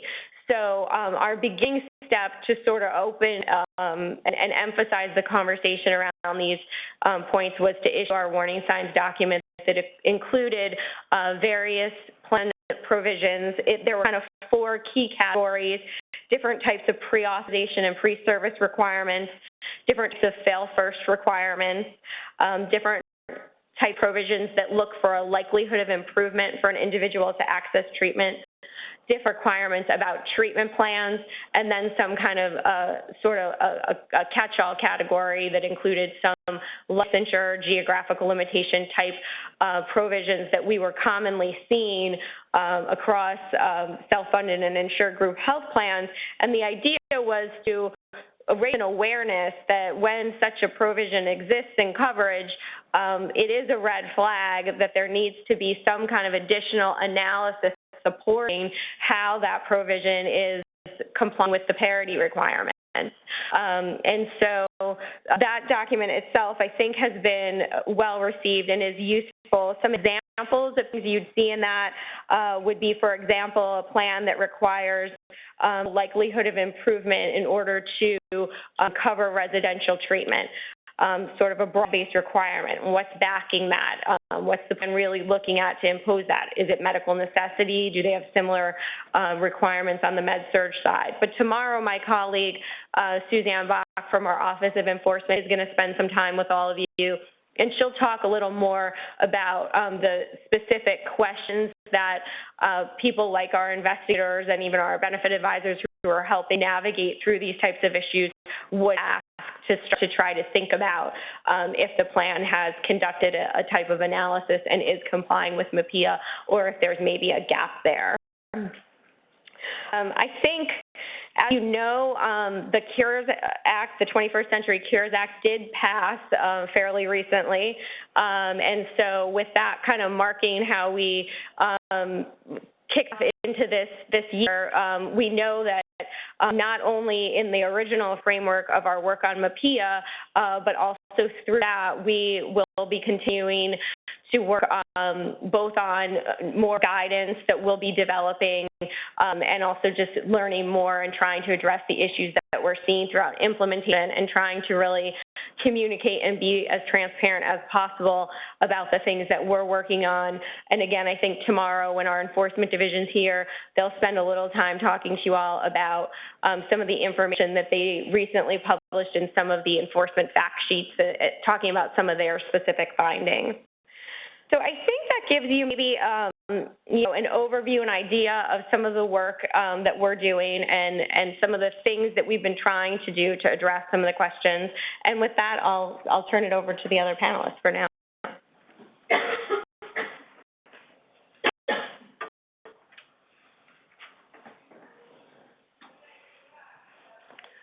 Hi, I'm Johanna Marks from the Pennsylvania Insurance Department, and I have slides.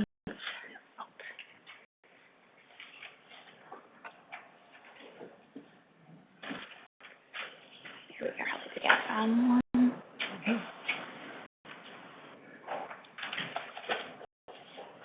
So just click through some now. Okay, great. Okay. All right. So as I mentioned, I'm from the Pennsylvania Insurance Department, and my position there is Special Deputy and Director of our Bureau of Life, Accident, and Health Insurance. So I'll be talking, sharing perspectives from commercial market, parity enforcement from the perspective of an insurance department. So first, I thought it would be helpful just to give you a perspective on what portion of the market the insurance department regulates in Pennsylvania. We are responsible for regulating the commercial market, and that's broken out into individual, small group, and large group. And that's the green, there's a little error, I think, there, but it goes from individual to small to large, and individual and small each represent 5% of the market, large represents 15%. The individual market is folks who buy insurance on their own. The small group market is folks who get their insurance through an employer with 50 or fewer employees, and the large group market is employers with 50 or more employees. And that's relevant to our enforcement because each segment tends to have different requirements that apply to them, although parity, of course, applies to the whole section. The self-insured market would be regulated by DOL, and that's the largest portion of the market at 34%. So I'll briefly cover some of the activities that the insurance department is engaged in terms of implementation and enforcement. And I broke it down into 3 buckets: things we're the lead on, things that we share with the federal government, and then activities that we collaborate with other stakeholders on. So things we lead on include issuing guidance to industry and the public, performing form review, which is prospective review of plan documents before they're sold. We can also issue data calls to industry to collect information if we have a particular concern, and we conduct market conduct exams, which is after-the-fact exams of how insurers have been providing coverage and paying claims. New with the passage of the ACA, we also collaborate with the federal government on review of site health plans. So we and CMS review templates that they submit, and CMS predominantly conducts compliance reviews, which are sort of in the family of market conduct exams, but generally carry penalties. And then we also collaborate with other stakeholders. That's something that our insurance commissioner, who's been in office for 2 years, as governor, has been valued highly. So we recently, in the last couple of years, established a consumer liaison position to reach out to consumers directly and in consumer education. We also collaborate with our sister agencies at the state level, which include our Department of Health, our Department of Drug and Alcohol Programs, and our Department of Human Services. And we're working with all of them on the Parity Academy on the commercial side. So some of the areas of progress that I think we've seen over the last few years in the commercial market that the insurance department has been able to facilitate include issuing clarifying guidance to issuers and consumers on the interaction of state and federal coverage requirements. Commercial market in Pennsylvania, we have the state essential health benefits and parity requirements, but we also have several state laws that govern standards related to substance use disorder treatment in the large group market, and also sets minimum standards for coverage of some specified mental health conditions. So there had been some confusion about how all these various laws interact and layer over each other and how that varies between each segment in the commercial market. And in October, we released guidance that walks through each segment, how the laws interact, and how that affects coverage requirements.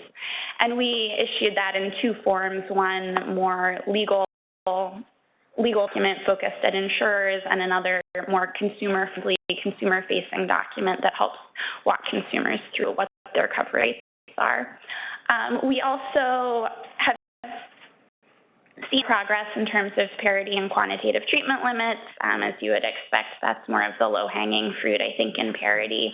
And so we evaluate compliance with quantitative treatment limits in our form review, and are going to be taking an even closer look at that this year, but certainly any egregious violations there. And we are also in the process of conducting market conduct exams on all of our health insurance issuers. So those started rolling out last year and will continue through this year on a rolling basis. And those market conduct exams are covering all requirements in the Affordable Care Act and state law that pertain to health insurance issuers, but parity is certainly an important focus of them. And we are going to release findings this summer and rolling so those are some of our areas of progress. Challenges and opportunities.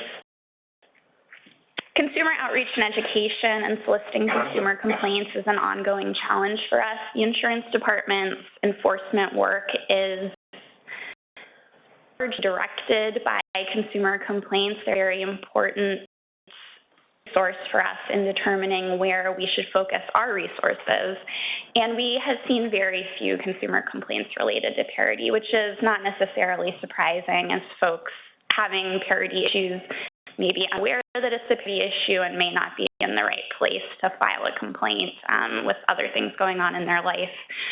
So we have hoping to see more. We've been reaching out to advocate organizations and encouraging that they work with patients to get complaints filed, but just haven't seen many of them. Another challenge that we're facing is probably shared with Medicaid is provider availability and network adequacy. At the state level, we do review networks to ensure that they're adequate, but given the fact that there are shortages of providers in many mental health and substance use disorder arenas, that presents a challenge for us in how to determine network adequacy. And we're looking forward to working through the Parity Academy to get a better handle on that. Non-quantitative treatment limits are something that the state on the commercial side has not evaluated deeply up to this point. That's another thing that we're looking to focus on over the next year.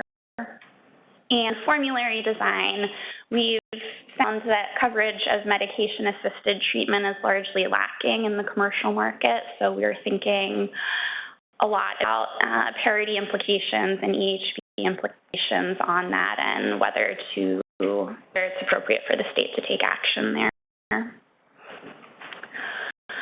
Some of the lessons learned that we've taken away from our work today and that relate back to our challenges and opportunities are, as I mentioned, we can't rely on consumer complaints to identify parity issues. As a state, we need to take a more proactive stance evaluating plans and coverage for potential parity issues.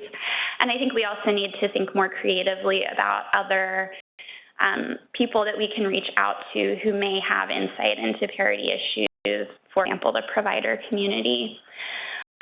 We also, in the process of learning just how valuable market conduct exams are as an enforcement tool.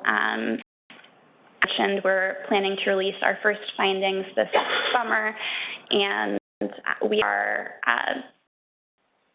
interesting issues in the parity world. But as you would not be surprised to know, subject matter expertise is really important in that process. We are fortunate to have consultants and staff with parity knowledge doing those market conduct exams, but some of that we certainly don't have in-house. For example, pharmaceutical expertise when looking at formulary design is something that we've been using through our consultants. And another lesson learned is that to do an optimal job ourselves on the front end when we're reviewing plans for sale, we really need to do more than we've done traditionally in form review, which doesn't give much insight into NQTLs, maybe some pre-auth issues that can be identified through that, but largely we wouldn't see NQTL issues in that process. So we're thinking about how we can prospectively gather information that could help us to identify potential issues. Concludes my speech.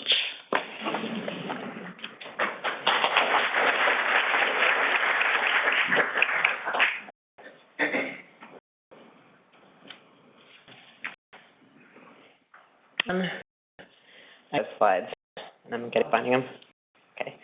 My name is Joanne Volk. I'm a research professor at Georgetown University's Center on Health Insurance Reforms, and I apologize for scooting in here late. I learned on my first trip to Fisher's Lane, parking out here is like a competitive sport. I'm a little winded, but we specialize in private insurance matters. In my particular center, we have a sister center at Georgetown that focuses on Medicaid and CHIP, but my area is commercial insurance. And we actually are participating, I and a colleague, on the commercial side of this policy, Parity Academy with Colorado. I saw on the table. And my colleague is working with California if they're also in the room. Yes, no? At any rate. So some of what I'm going to talk about some of the things we heard. We did a very informal reach out to about a handful of states last fall after MAPIA regulations were out for about 3 years, just to see how states were approaching their enforcement. And a lot of what we heard will sound familiar based on Johanna's, what she shared as their own state's experience, because it's not unique. Generally, what we learned is that state approaches vary in scope from from states that are all in and trying to hit it from various angles, and those that are reviewing but not as actively engaged. And they are taking a really comprehensive, multi-pronged approach. Some of what you'll hear Johanna was talking about with the various stages of where departments of insurance engage. And it's definitely an evolving process. States are looking at ways that they can improve their enforcement. They're definitely using the federal tools that Elaine talked about, in particular that warning signs, NQTL document, but said that it's sort of a starting point for them. They need to go beyond that. And they are definitely incorporating the P enforcement in their traditional work, which is the reviews for compliance with other state and federal laws through market conduct exams, the form reviews that Joanna talked about, but also their complaints division.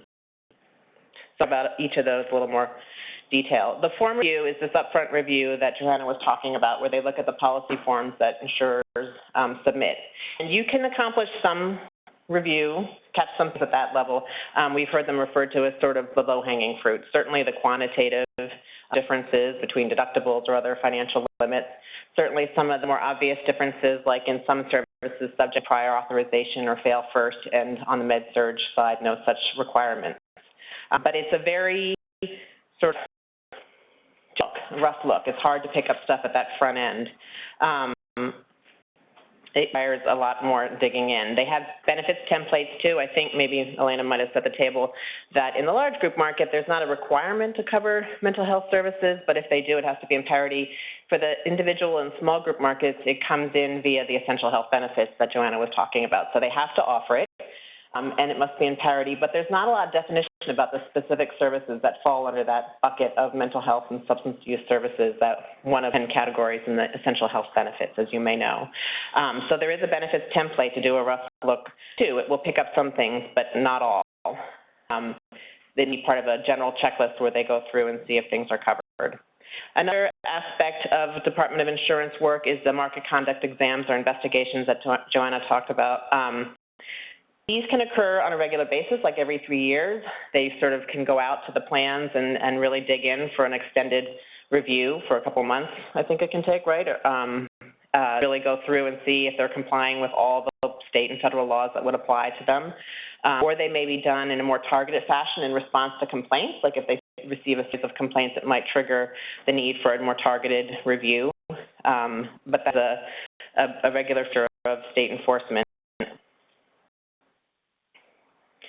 And then a final piece is the complaints also that she talked about. It's a regular part of DUI enforcement, but it is complicated, particularly for parity enforcement. It is very difficult for a consumer. We heard that consumers don't call up and say, I have a potential parity violation, with some exceptions that I'll talk about. But largely, they know that they didn't get something they thought they were entitled to. But even in this case, it's hard to know. Sort of in contrast, let me share a different example. On the preventive services requirement for private insurance, that insurers have to now cover preventive services without cost sharing. That was a very popular benefit. People were sort of tuned in. They knew I'm supposed to get my mammography, my colonoscopy, and when they didn't, they would call their insurance department and say, I thought I wasn't supposed to be charged for this thing. Why was I charged? So something like that was a little easier for them to grasp. There was greater awareness of the benefit. And we heard, for example, with the colonoscopy, that there were a lot of complaints to state insurance departments, and I think DOL, and there was FAQs issued along the way to refine that. It's much more complicated from a parity perspective. They don't, can't possibly know that whatever just happened to you different on the med-surg side, right? You know that you didn't get a service you were supposed to get. So we start from that complication for this particular aspect of DOI enforcement. They can be limited regardless because folks don't know to call their Department of Insurance except in some circumstances. So Consumers Union did a survey and found that 87% of consumers did not know which state agency handles health insurance complaints. So if you think about all the people that might be, not getting the services they were expecting under their plan, how many break through, and how many of those then sort of filled up as a potential parity violation. So some of what we heard from states is there was one state that was really proactive, and any complaint that came in, looked at from the lens of, might this be a parity violation? They sort of looked at it from the other side too. How does this look on the search side? It's not the only state that's trying to figure out how to do better outreach to consumer groups to say, are you aware of these benefits? And if you think something's wrong, give us a call. One of the states we talked to actually had some very specific complaints around autism and ABA therapy. And then when you sort of probed a little bit further, you found out that they were working very closely with our Autism Speaks chapter. So like where there were these partnerships or coordination with state patient groups to say, wanted to make sure you understood what the rights are, and if you see anything that's going on that we should know about, please call, was sometimes a more effective way to generate. But it wasn't a broad, it was like depending on how active and organized the patient group was in the state to help identify those limits. The other thing is reaching out to providers. And some of what we heard is this is not the traditional sort of customer for the complaint divisions, that they are accustomed and designed to deal with consumer complaints, the enrolled individuals calls and said this problem. They are not typically set up for providers. They can get provider complaints, but it would be sort of shifting to a different realm to say, and we are actually going to also encourage provider complaints. It might be a more effective way. They might be better positioned to see a potential parity violation than a consumer might, but it, in one case we heard, might open the floodgates and really would look different for their consumer affairs division and a departure from the traditional way of thinking about their work. And then finally, in addition to these sort of traditional aspects of DOI enforcement, many are taking a broader view. Johanna, again, talked about some of these. One state was looking at quality, continuity, and access guidance to see not just on the benefits and financial and non-quantitative treatment limits with parity, but across other aspects of the policy. Some are looking at reimbursement rates for mental health services, inpatient and outpatient services relative to med-surg services. Now, not every state insurance department has the authority to look at not just what services they're doing, but then into the provider contracts and see their reimbursement rates. Rhode Island is one. I think PA might be one. There are not that many states that do that, but in this case, this one state that does do that was looking at the reimbursement rates to see if there was a difference in how those were done on different sides. Plan denial data is a very important source. So some have actually talked about it's hard to see anything but the low-hanging fruit at the front end. Even a market conduct exam has an important role, but some said that you can't really know as much as you need to know until you look at the claim data and see what's and see if certain services are being denied more frequently than other services. There was, I don't know if New York is in the room, there was a big case in New York. They looked at claims data out of the AG's office and found very different treatment for mental health claims for inpatient services than on the med-surg side, and relations of parity. Similarly, plan external review processes and policies. They can look at the front end to see if there's any difference in how those are applied, but also how consumers fare in those processes to see if those who are getting denials for mental substance use disorder services fare less well going through that process than those on the med-surg side. And finally, workforce issues are a big deal. Many said that it's one thing to say in the policy that these services are available with these, techniques for medical management, prior authorization, fail first, whatever. But it's another to say, and you can actually access those services through a provider. I'm sure you all are familiar with this yourselves. This is not unique to commercial, but it's not easily solved, of course. So just because you have services, and one state we talked to, a rural state, has no inpatient services for substance treatment for kids, they have to go out of state. So when they come back, the supports and services that are there for them are much more limited because they 2 states away to get their treatment, and now they're back in the community and don't have the supports they need. And that's not an easily solved problem. In some cases, they were looking at some of the scope of practice issues to see if some of the services could be provided by others, like licensed nurses, practitioners, and RNs, and so forth. But it requires a lot of creativity in many agencies to try to, in that piece of parity as well, to make sure that the workforce and the providers are adequate to deliver the services promised under the plan. And that is it for my presentation. I'm happy to take a bunch of questions. I think it could be an interesting conversation. We heard in a different project talking to hospital representatives about parity compliance when they see both Medicaid and privately insured patients, that it's a very different scope of benefits, that, you could probably drill down to privately insured to basically therapy and hospitalization and drugs. And Medicaid has a much more of a continuum of services with community-based services and the you would be familiar with the treatment teams that go out to meet people in the community and so forth. And it looks very different just in terms of the services covered. So would be interested to hear how it looks for you all too.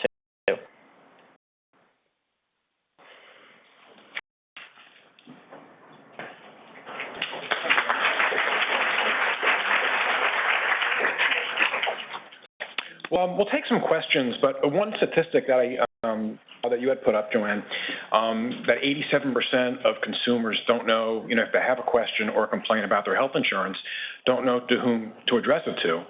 And we, to some degree, at the federal level, have tried to assist with that. We now have a portal that will kind of guide individuals or consumers through which agency to direct their complaint to. Like, for example, if they're in a self-funded ERISA plan, they will go to the Department of Health. If they're in a non-federal governmental group health plan, they would come to HHS. In most cases, if they're in an individual market health insurance plan, they would go to the state. And we've done that at the federal level. And some of your states may already be doing that at the state level for individuals who don't know, for example, whether the DOI or the state Medicaid agency. I thought that particular statistic was very interesting. Alina talked about some of the different guidance that you were publishing. Or that we were publishing kind of collectively. Some folks find it particularly helpful or useful to have kind of like interactive online sort of training guidance. Anything coming up on the pipeline in that? So what we do have ongoing seminars that we call Health Benefits Education Campaign seminars. They travel through. Yeah. Did you hear me anyway? Okay. So those seminars are conducted nationwide. We usually hit about 7 or 8 locations a year, and that will include charity training, so to speak, that really does more focus on the actual requirements. I feel like it is more geared towards plans, insurers, brokers, that type of audience.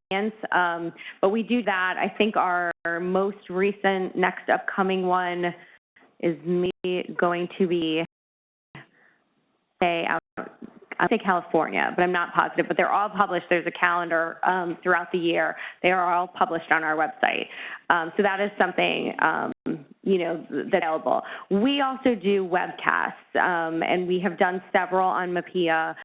Most recently, a consumer webcast this past fall. And so that does kind of piggyback on what Joanne was talking about a little bit, this whole issue of how to translate the conversation. So we found that when we do the consumer webcast, we're trying to talk about, the requirements and the rights in a different way, but then kind of how Joanne was talking about, when somebody calls with a question, their question absolutely never looks like, a DOL, HHS, Treasury published FAQ, and it rarely says, anything maybe about parity at all. So internally, from a training perspective, we spend a lot of time thinking about even how to talk to our staff about what the question is probably at first going to sound like, which usually is going to sound like, I'm not getting coverage for this, and I think I'm supposed to. And then really thinking about, well, this does relate to the health benefit. What type of limit is leading to it not being authorized or not being denied? And then starting to think about, is it NQTL related? Then what type of process might have driven that? What types of materials are you going to need to ask for to look at to think about if there's been an attempt at parity compliance with respect to coverage of that particular benefit.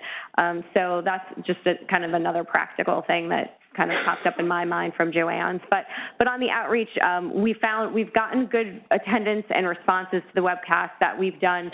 So I think, it is always something to think about as a tool to reach a broad audience. I have one more question, then I'd like to turn it over for you guys to ask. But this question is, I'll direct it toward Joanna. And if you haven't thought about it, or if I'm blindsiding you, just feel free to say so. But it just occurs to me that Pennsylvania, demographically, is a very diverse state. And there are probably areas there where there are folks who are covered by a commercial plan, an individual market plan, but in terms of their income level, it might be very close to the Medicaid population. And so I'm wondering if there's anything with regard to that population and with regard to parity that you're seeing, experiencing, addressing, might be kind of unique to that population that also might have some parallels to the Medicaid population? That's definitely an interesting question. I think we haven't looked into issues that may be specific to that sort of churn population and how they're maybe filling in and out of services based on their coverage category, but I think that's a great area for us to explore. And you're absolutely right, Pennsylvania does have some big urban centers and then a big rural area in the middle, and treatment options are very different depending on where you live in the state. Okay, interesting. I'd like for all of you the chance to ask questions.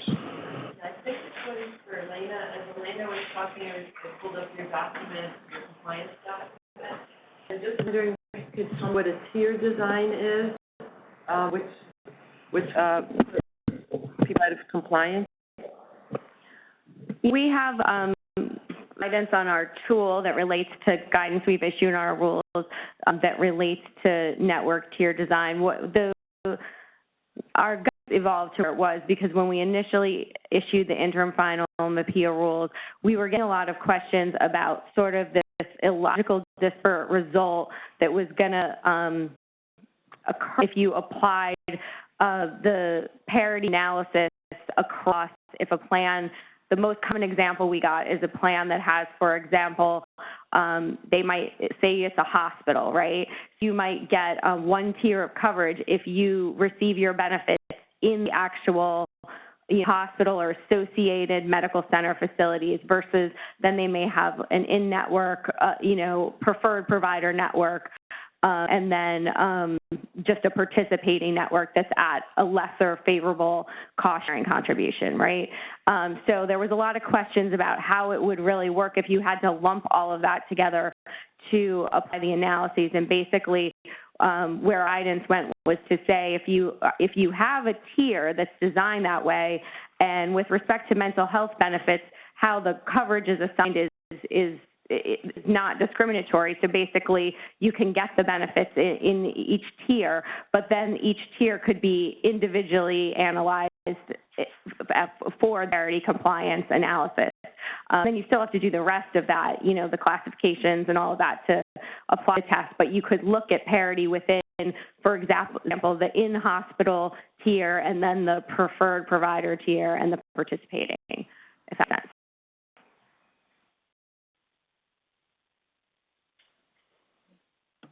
I'm going to take Chris Carroll's advice and ask a question, assuming I'm in a judgment-free zone here, and it's going to demonstrate my ignorance. And my first question is for Elena, and my second question is really larger. But when you were talking, what was resonating with me was, okay, we review these plans, and we find that there's disparity. The risk that where the policies are more restrictive on the BH side, that the plan would simply add that restriction to the other side, parity, but losing access.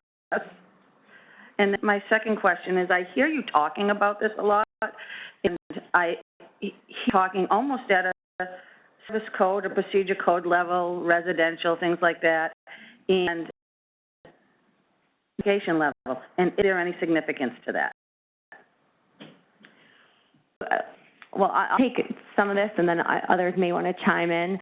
On the first part of your question, because I got attached to your second part of your question. Your first part of your question was, so if we find disparity, yeah, and will they their response, their reaction, and I think you're right. I mean, there's lots of this has come up in lots of areas. I think of relation over the years is there is a question about market response, and there's a question of what happens depending on what type of market response you see, right? States have some opportunity there to put certain minimum requirements in place that would go beyond any minimum requirements the feds would have.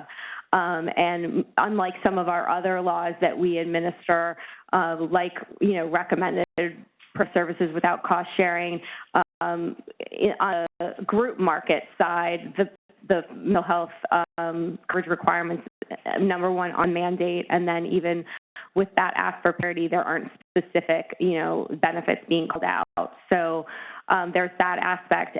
And with respect to your second question, at least from my perspective, I think the test always has to be done per the classifications with respect to each treatment. We have specific rules about using complying with our NQTL requirements in the effort to assign certain types of intermediate services to various classifications in a particular design. But why at least I personally don't continually use the phrase once we've begun a conversation is, because it gets really like a mouthful. And I think we're in an audience where I think we're all kind of actively working with the rule and familiar. We did our network learning call where we kind of went through the requirements of that. So not to take away that is always how that analysis would you thinking about it when you apply it, but others may have other thoughts and things to add. Well, I wanted to ask, so there's nothing to prevent them from responding by lowering the benefit on the other side to be equal. Then more happens, right? So if it's on the other side or self-insured, then if it's material modification, they'd have to modify their summary plan document, right? I mean, so they'd have to do notice. They couldn't. Maybe on the state side, I don't know how it works in PA, that would be enough of a change to the plan that it would require a review again or something filed with the DY. They couldn't just unilaterally do that and say, fine, this is how we're responding. I mean, it doesn't necessarily prevent it, but I think it generates another set of actions. Is that right? How would it work in PA?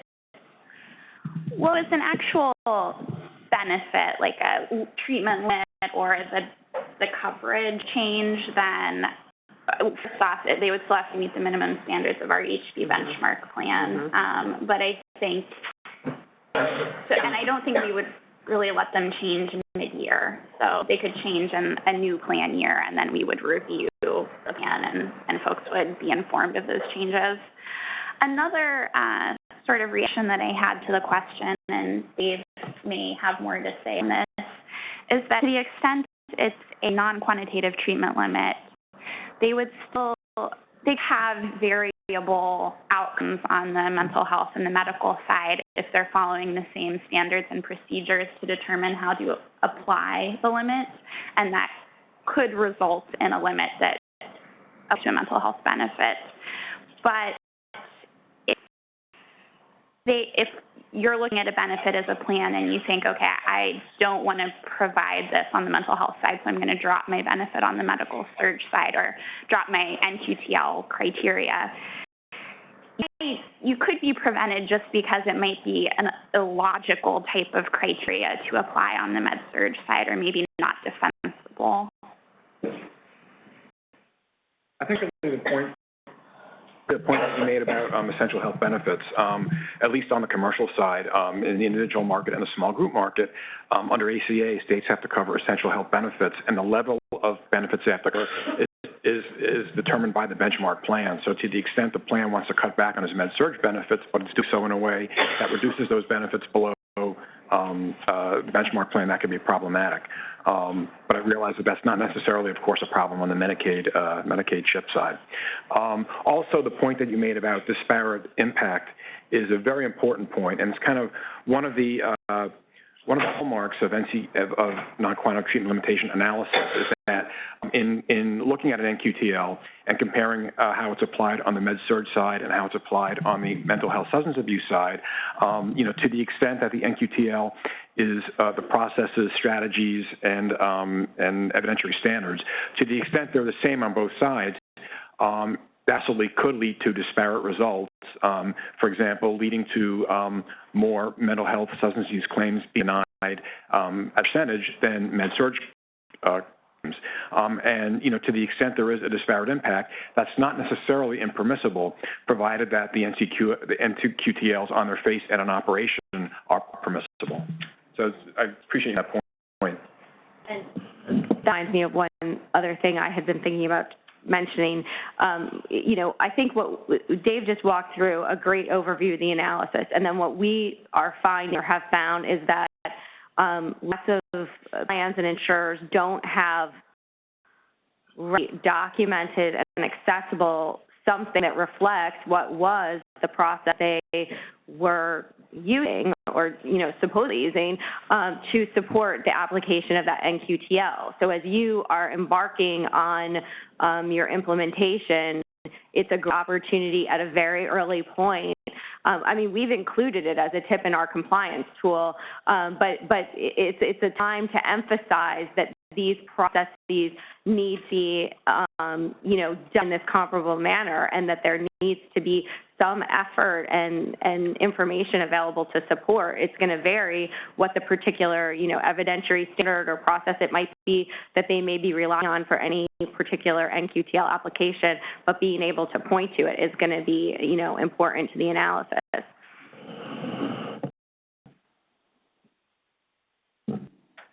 Hi, this question is for Joanne. And you had mentioned that plan denial data is very important for analyzing parity. I was wondering if you could talk more about what you mean, that claim denial, that authorization denial, that eligibility denial. Could be certainly claims denials, but it could also be, how they apply prior authorization and the medical necessity criteria they use. But what I was referring to mostly was the claims denials and looking at those to see if they're denied more frequently on one side than the other. Although it does not fit with what you were just talking about. The outcome, it may look different. You may, as a percentage, have a greater share. Right. If you see a disparity in denial rates, that could be a red flag. That possibly could suggest that there's a problem. Doesn't necessarily mean there's a problem. If you see that disparity, you would then go back to the NQTL and again see the processes, strategy, take a look at the processes, strategies, and evidentiary standards and how they're applied on both sides. But very good question, thank you. If I could just remind folks, when they ask a question, if you could use the microphone, because we have folks on the telephone that we want to be able to hear the questions. Sure, this is Jim from Louisiana, and a question I think this is a health benefit question. Methadone was mentioned earlier, and I think some other things you guys were just talking about, maybe good neighborhood. But when I was reviewing the essential health benefits as we began our expansion work about a year ago or so, I don't recall really coming across methadone. And as you guys know, it's a mission that while we provided through our managed care plans and such for pain management, the question is really about addiction management and whether that is a required health benefit. I didn't see it. I don't recall looking in the Blue Cross Blue Shield plan and seeing anything about that in there. So I'm not clear where that sits in the parent discussion as an essential health benefit. Substance abuse benefits are an essential health benefit, but in terms of specific types of substance use disorder benefits that would be essential health benefits, I believe that is determined by the benchmark plan. What I can tell you, and this is kind of outside my area of expertise, so maybe we can talk, and I can get to the right person. With regard to prescription drugs and the formulary and how that's developed and what is covered and is not covered, there are some special rules for that. And again, it's not my area of expertise, but we can definitely get you to an appropriate CMS person. No, it's because EHB applies to, I guess, the exception population, right? For now, unless America's Health Care Act passes, because I think it's repealed in the Medicaid side. But yeah, you have to have at least one per category per class, at least or as many as is covered by the benchmark plan. On the commercial side, one category class of the U.S. pharmacopoeia, right? So I don't know. But you could meet it many different ways. It's not a drug for drug. You know, have to offer methadone if the benchmark covers methadone, but maybe there's an alternative I'm not familiar enough with. But so it doesn't specify the drug. But one thing we did here is an area where states feel like they need more help, subject expertise. Like they can look at a formulary maybe on the med-surg side they're more familiar and say like, yeah, this looks missing, I don't know what, some major chemotherapy that, you know, everyone uses or something. It's harder to do for them on the mental health or substance disorder side of a formulary to say, like, that looks like a legit formulary. They're not excluding key drugs.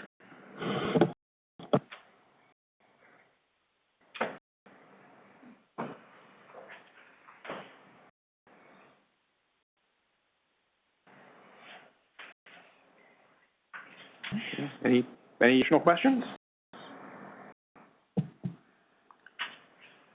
I just wanted to chime in on the methadone question.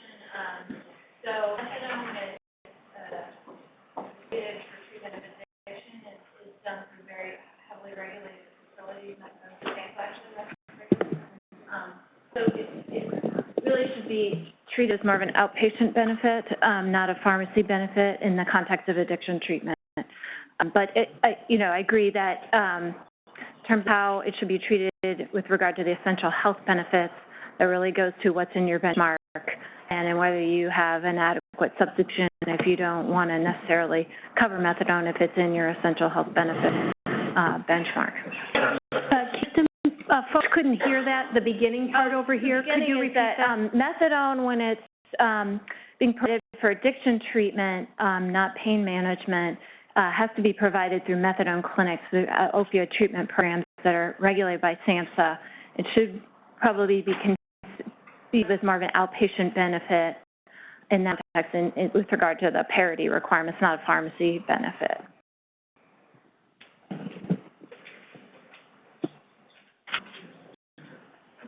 Hi, thank whoever brought up the methadone thing.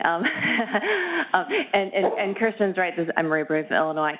And I think this is a great example of how sometimes there's really not a great connection across the behavioral health side to the medical surgical side, because outpatient methadone treatment, there's a whole structure, a very costly structure that providers go through in order to be able to dispense the medication, including someone coming every single day to get their dose, and then an enormous amount of cost associated with the daily dispensing of it and the inventory that the nurses do on it. So in some ways, this is a perfect example of a service or of a treatment that there's not a great example on the medical surgical side to say, well, gee, what do we do on that side to make sure it's all even? And so some things just don't cross over very well. In our multiple sets of FAQs, we do have a number of FAQs that do deal with this issue in a very general sense, so I'd encourage you to take a look at those.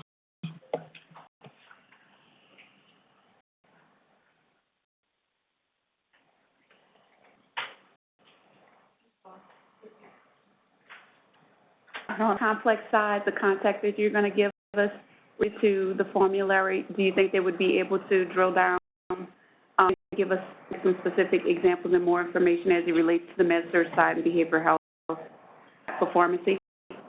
I believe so. Oh.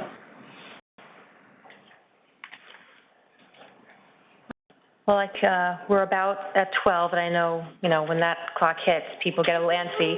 So we'll thank our panel very much, but please just stay here just for a second before we leave. Thank you so much, Elder. Just a couple of reminders before we go out to lunch. One, again, I'm going to echo again what Dave requested. Please, in the future, our future sessions, to use the microphones, because we have folks in your states that want to listen in, and we want to make sure that they hear all of you and they hear all of your questions. So please, use the mics. I know they're a little bit clunky, but if you can all help each other out. Another, if you have not already signed up for one of the affinity group sessions that will be happening in the afternoon, and there are 5 sign-up sheets around the room, please do so. A reminder to folks on the phone, you have to sign up for one. Obviously, you're not here, so we can't give you a marker virtually, but you have the call-in information for each of the sessions, and you can call in if you want to call your folks here in person and say, which session are you going to? Please do so you guys can all work together to either cover one session or cover multiple sessions. One more reminder that I also want to make before we leave for lunch. Tomorrow, before landing around 2 o'clock, if there are folks that need assistance back to the airport, whether it be from the building here or from the hotel, and you have not already done this, please see our friendly logistics coordinators, Rajowski and other people at the registration desk. They have a list for people leaving from SAMHSA, the building here, and for people leaving from the hotel. So if you will need help tomorrow to travel, whether it be, taxi or shuttle or what have you, please see them. They can help you to get that squared away in advance. And then with that, we will break for lunch, and if you could just please return promptly at 1 o'clock to start our next session, we'd appreciate it. Again, any questions, see me or anybody else with one of the nifty name tags from SAMHSA. Thank you.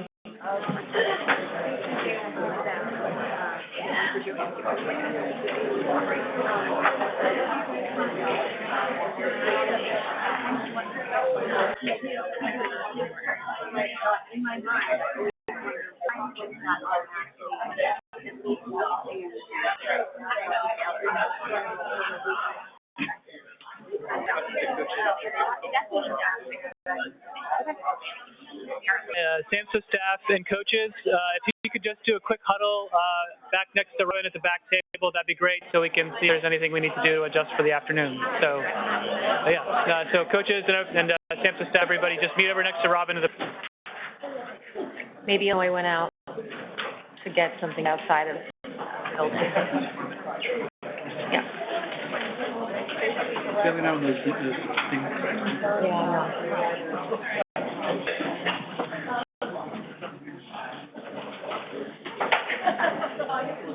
Yeah. Yeah,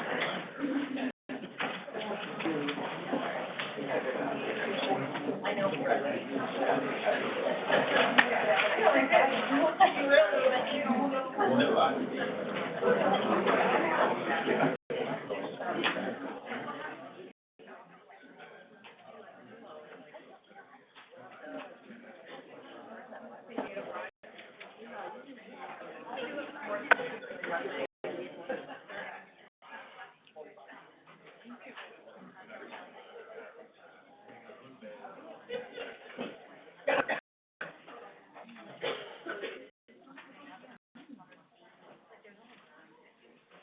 For every phone, we're just going to give everybody in person just a couple more minutes to recongregate, and then we'll get started.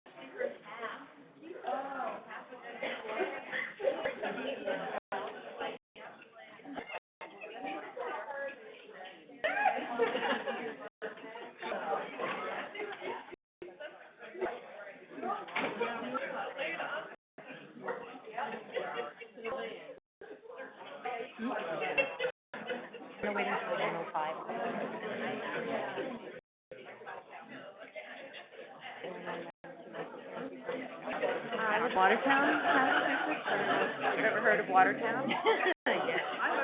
Because there was a big event a few years ago in Watertown, Boston bombing. That was my first time.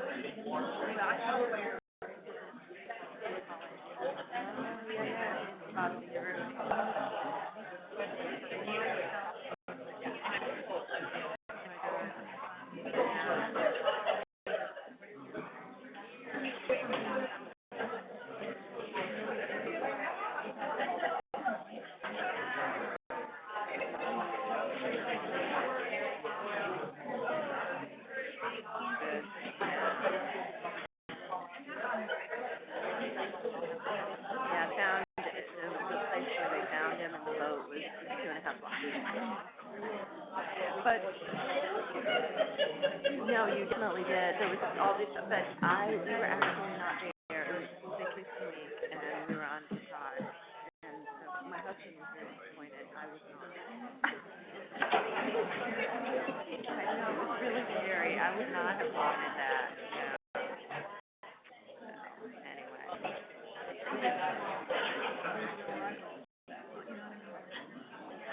Yeah, it was a big, so it's funny, it's a small town, it's kind of, you know, it's between Cambridge, Belmont, Newton, kind of, very rich community, and it's very, a lot of people had never heard of it, now. Exactly.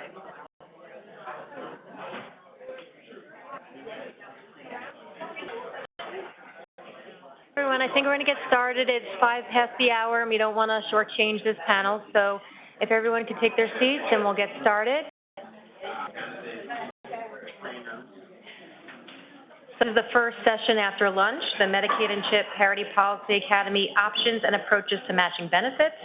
We have Nora Mulvaney-Day, Director from Truven Health Analytics, Key Wida from the PA Department of Human Services, Kimberly Pettyjohn from the Delaware Division of Medicaid and Medical Assistance, and Mary Murbito from the Delaware Division of Medicaid and Medical Assistance. Welcome, everyone, and we'll turn it over to you.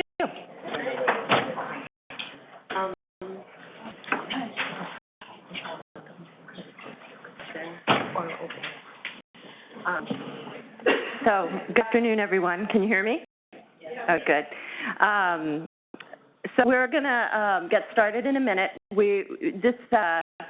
At this panel, we're going to sort of cue you up for some of our afternoon activities. My name's Nora Mulvaney-Day, and I work at Truven Health Analytics, and I have representatives from a couple of states that have been willing and courageous to come and share with you from their experience, the process that they've gone through.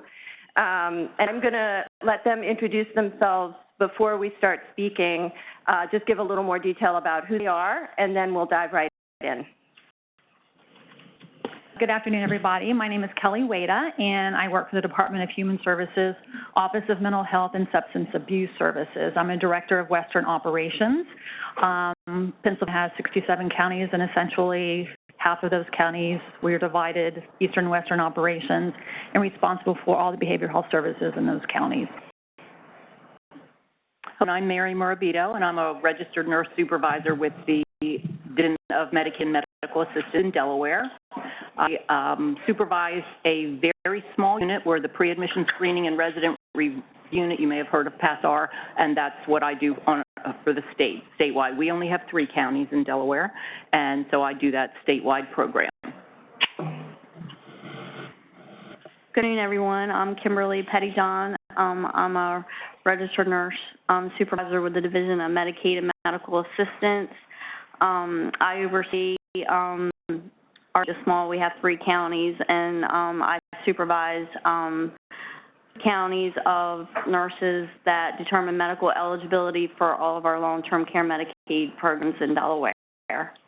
And I am, along with Mary Murbito, chairing the mental health parity part of the rule for our state. Great.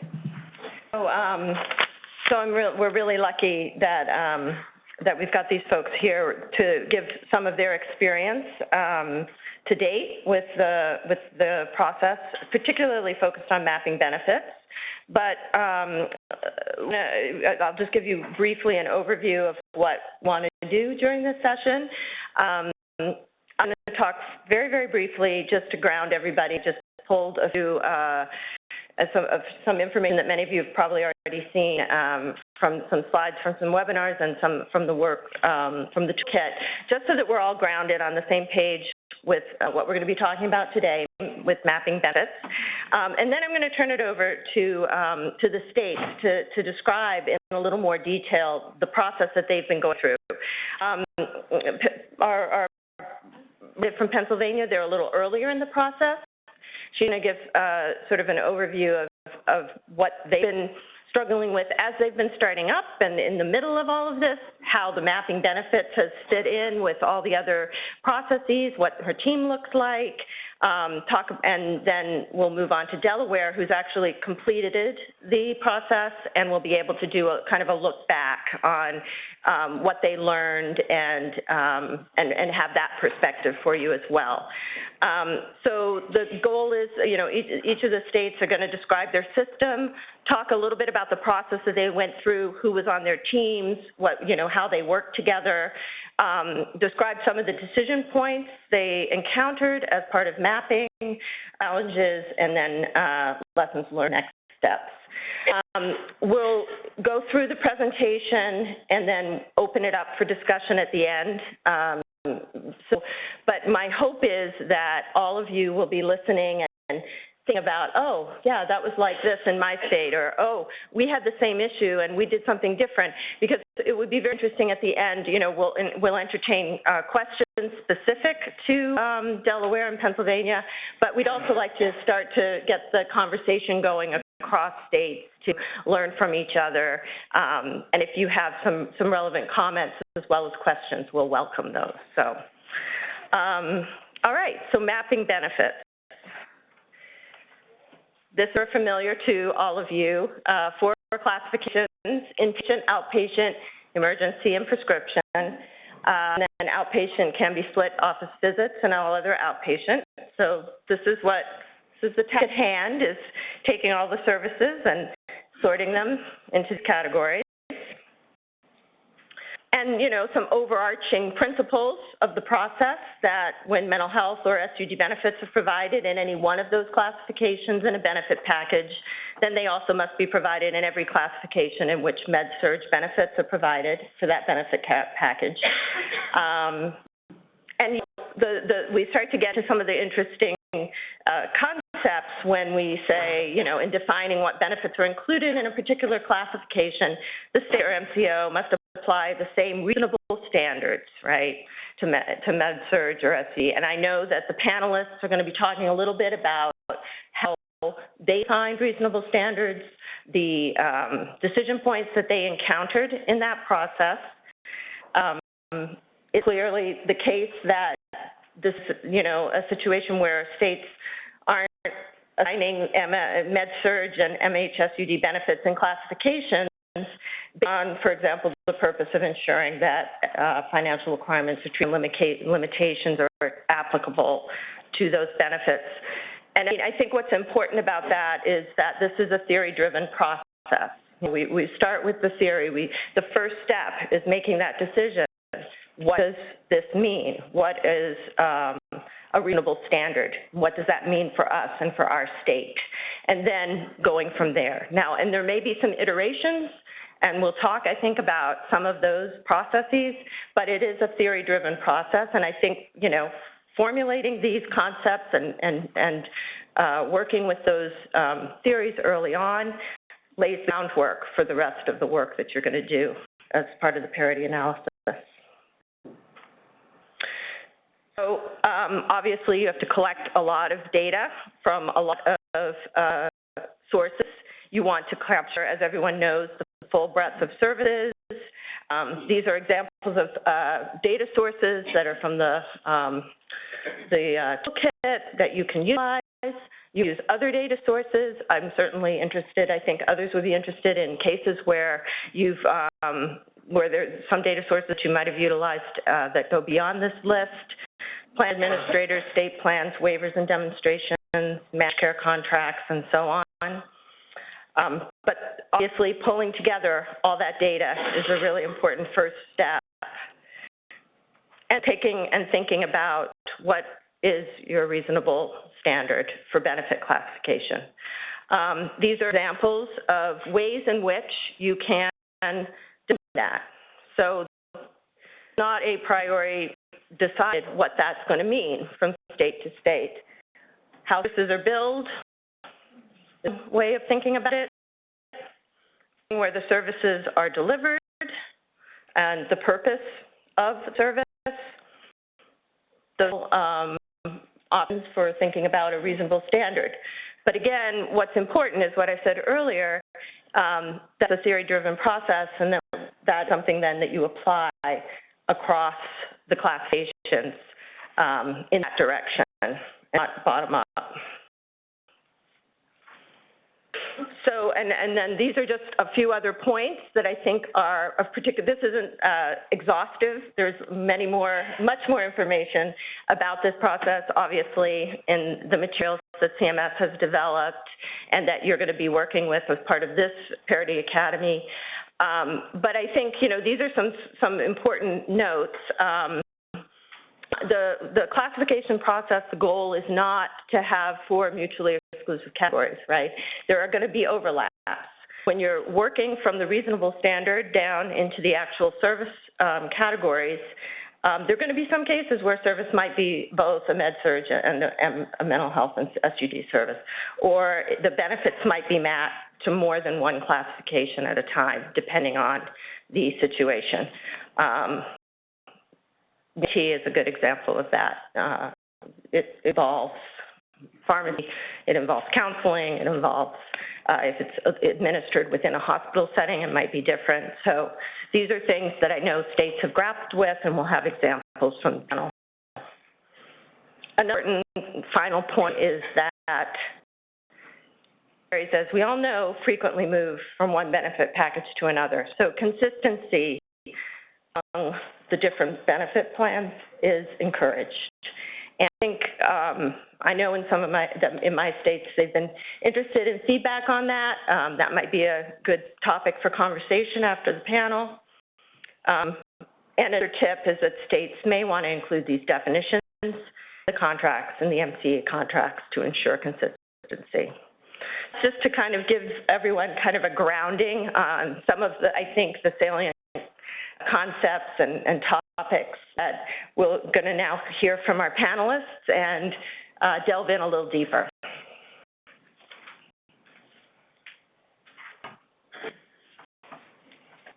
Good afternoon, everybody. I'm just figure this out here. I'm just not doing it myself, I'm sorry. Usually somebody else is doing it for me. I'm going for it. See? Okay, sorry about that. I'll try to slow down my speech. I tend to get it and talk very fast, so I apologize ahead of time if I start speeding up. You might want to do something along that line. It's a very unique state, a very complicated state when it comes to our services, but overall, Pennsylvania's Medicaid managed care program is referred to as health choices. Behavioral health is carved out of the physical health, so therefore the state has a responsibility for reviewing and analyzing for parity. The Health Choices Behavioral Health Program and the Physical Health Choices Program are both under the Department of Human Services, although OMAP, who is our state Medicaid agency, monitors and oversees and administers the physical health benefits for the managed care organizations, and OMSAS, the Office of Mental Health and Substance Abuse Services, the department program that I work for, administers the behavioral health portion of the interest in the contracts.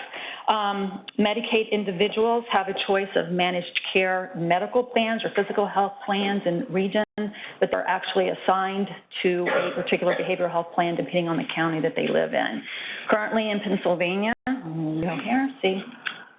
there are 5 health managed care organizations and 8 physical health managed care organizations in the state. And as of January 1st, it was 2.5 million individuals enrolled in behavioral health choices. That's closer to almost 2.6 now for health choices behavioral health. We have a different enrollment in physical health because of complicated state that Pennsylvania is in. But for health choices behavioral health, we're having almost enrolled 2.6 million people. The process, where we started, first and foremost, I want to say we have a contract with Mercer Behavioral Health Services. We've had that contract with them as consultants for our behavior with OMSAS for about 20 years now. And so we decided to leverage that contract with them to assist us in reviewing and analyzing for parity. Because of the behavioral health side of it, OMSAS took the lead on that. I think we started seriously talking about it, realizing that October 2nd is going to be here before we know it, probably in November. We also decided, as with everybody else, that this was going to be a team approach, and working with our sister agency with Office of Medical Assistance Programs, who I'll refer to as OMAP. And again, the discussions and then the holidays came, so it really wasn't until January that we could really pull a group together. So early January, we held a kickoff meeting. And at the kickoff meeting, we have this group that we refer to as the decision-making group, and we wanted because we wanted the individuals from OMAP and OMSAS, the people, to come to the table for our smaller group, if you will, 15 people or so, decisions, that we're in a position to make decisions and not have to go back and consult with somebody else, because we knew on our timeline, decisions might have to be made in a day after being presented with different options or recommendations from Mercer. So that's what our group consists of. Again, probably more heavy on the behavioral health side than in the OMAP side, but we together in January, Mercer kind of did a 101, if you will, of where we are now and where we need to be by October 2nd, and kind of sure we're all on the same page. At that meeting, we also tweaked the timeline that we had developed and depths and deadlines that we needed to have to move forward. So by the time we left that meeting, we were all on the pretty much same page of where we needed to go. We also have weekly touch point meetings, or I should say I have weekly touch point meetings with our consultants to kind of make sure we're following our timeline, what information we still need to get to them, where we are, and then we have bi-weekly meetings with the decision maker group. It's usually an in-person meeting. Everyone is goodness invested in it. So we do have a good turnout for those meetings. One of the big marching orders leaving that meeting, and Nora kind of alluded to it, and I refer to it as the the documentation, or I refer to it sometimes as the data dump. We had to ensure that that our consultant Mercer access, or if they didn't already, of all the different documentations that Mercer was, that Nora discussed, our state plan, if we need recent state plan amendments that they didn't have access to, all of our MCO contracts, waivers, our MCO contracts, the program standards and requirements, bulletins, policy clarifications, the formularies, everything we had to get to Mercer what they didn't have within a week. So really was a good combined team effort to get all that to them. But that was our first hurdle, I think, that we had to get over, because it was really working, not just, we knew we didn't have everything, OMAP didn't have everything, so we had to work with other people in order to get that as well, especially when it came to our waivers, because other program offices monitor and oversee waivers. Our decision points, as far as classifications go, we decided to use the ICD-10 to define the MHSUD. So laying that out there first. Requirements, and this was very important, and it's laid out tonight. I wanted to put in my slide, so I want to read it to make sure I get it correct here, that key requirements apply by classification, so classification definitions have significant implications. So that was kind of stressed to us, because you're reviewing by classification, not service necessarily, or the benefit that falls under that classification. So we spent a lot of time trying to define our classifications, or what seemed like a lot of time. Again, point out, we have not completed our mapping, but we should be completed with it in about beginning of April, so I'm thinking about another week and a half or so. But what we did is we looked at how the state currently defines the classification, patient, outpatient, emergency care, and prescription drugs, taking into account the physician, if there's physician oversight, settings, the function, how the services are built, how do the providers submit the claims, which is important in the pharmacy part of the prescription drug. So we use that as our basis, and we've had to go back and tweak it. For example, inpatient, we originally had that the physician would have an order or prescription for an overnight stay in a 24-hour facility, and then we started looking at some of our services, our benefits, and realized, especially in our substance use side, we didn't require a physician to have an order for a 24-hour facility. So we tweaked that definition, and it is currently all covered services or items provided to a beneficiary as part of mission to a service requiring an overnight stay. We also took a broader look at emergency care that are delivered in an emergency department setting. We looked at a broader scope because we wanted to work with the definitions that we have in our state plan, as well as our contracts with our MCOs. And so those services now cover mobile crisis stabilization services in emergency department setting. Prescription medication, we used basically our definition included how it's claimed, billed, how claimed, the benefit pharmacy manager.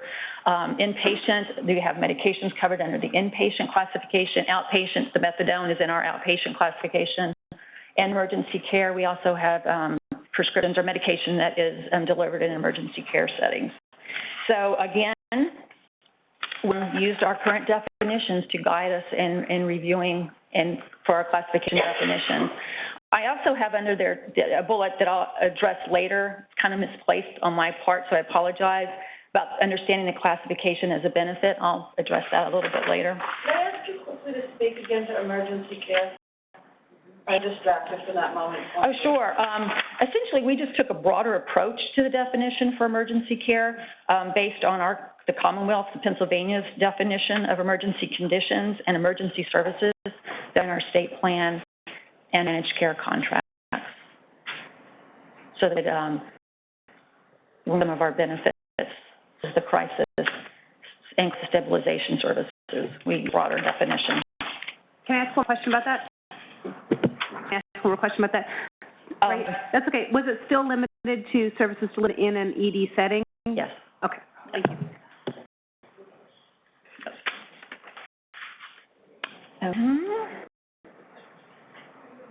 Where we are now, we've created a lot of tools with the use of our consultant. We're collecting and analyzing tools to be able to review and test for the financial requirements, QTLs, NQTLs, and then the AL. Using acronyms that people are not familiar with. Okay, good. I don't know if I could tell you exactly what they stand for at this point. So again, we should be finished with all that in the next couple of weeks. And the next big step is we created an NQTL request, an informational tool that we roll out to our physical health managed care organizations and our behavioral health organizations. We're having a meeting with them, a webinar, and an in-person meeting April 5th, I believe it is, to direct moving forward with this tool, because that's where our next big lift is going to be because of how things are arranged in the state of Pennsylvania as they review for NQTL analysis. That's where we are now. So, question for clarification on your previous slide. You had mentioned with the emergency department that it was limited to services rendered in the emergency department. We had mobile crisis listed. We have mobile crisis that can go into emergency department. So they can go into an emergency department. Yes. Is that including their services rendered out in the community as well? Okay, thank you. Yes.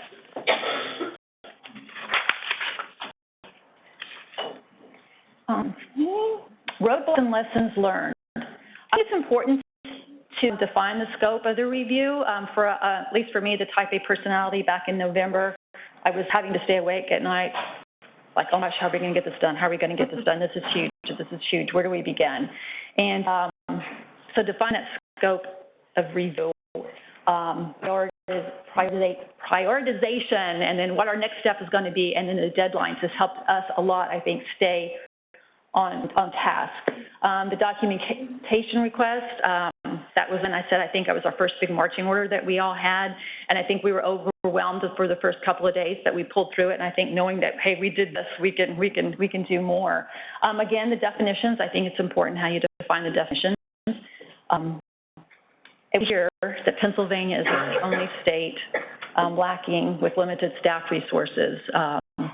Misery loves company, I guess, so it's good to hear other states as well, because it still is. I still don't know. Again, I mentioned the NQTL review is going to be a very big, heavy lift for us, and so we have been able to identify staff. Hopefully, we won't have any more retirements, and that we can get through that in April, end of April, beginning of May, because it's going to require a lot of staff and staff support. So it's been a roadblock for us, I think. I mean, at the very beginning, trying to deter which staff, because we all have so much on our plates. There's so many new initiatives and different things, as everyone has alluded to, changing who could devote time to parity. And the team approach has been wonderful, and I think you need that. You know, no few people, I think, can move forward with this on their own. And I think it's important to remember that this is a fluid process as well. You make decisions, based on recommendations, knowing that once you get a couple of steps down the road, you might realize, hey, we need to go back and change this definition. We need to tweak this. We need to do that. So I think that's important to remember that it's a fluid process. And then what I said I was going to get back to on the previous slide, and I used autism as an example. When we decided to use the ICD-10, this is at the beginning of the process, documentation request, and we had to figure out how we were going to define the MHSUD, and determined that we'd use the ICD-10. Some of it still in the mind because we had the physical health at the table, behavioral health at the table, and certain services are covered under physical health, certain services are covered under behavioral health. And so depending on where we mapped it, it was like, oh, no, behavioral pays for this, and well, we put, no, health pays for the speech therapy, the physical therapy, and then it was like, no, you're reviewing, has nothing to do who's paying the benefit is, or who's responsible for the payment of the benefit. It's just for the review of parity. So myself probably the most, but once I got across that hurdle for the first day or so, it all kind of went into place. So that's why I put that there, because there was a couple of us on both sides of the the physical health or the behavioral health, that was took our heads around that at first, because we're so used to separating everything out and who's responsible for the payment in the end. So that's Pennsylvania's approach so far. Thank you.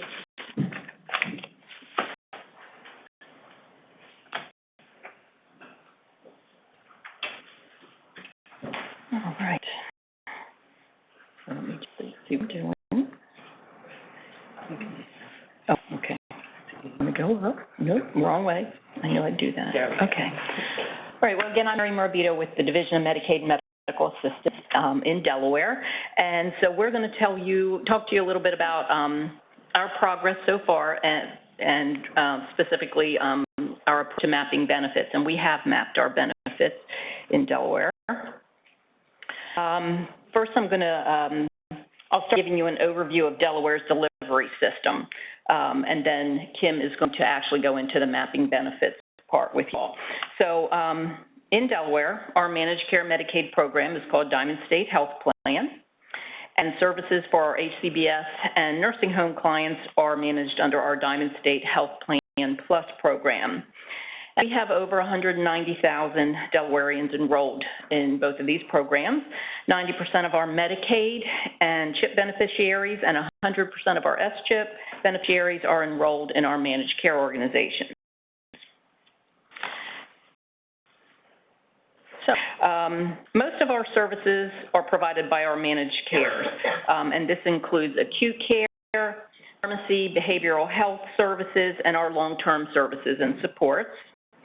Fee-for-service coverage includes dental services for children, non-emergency medical transportation, and mental health SUD services.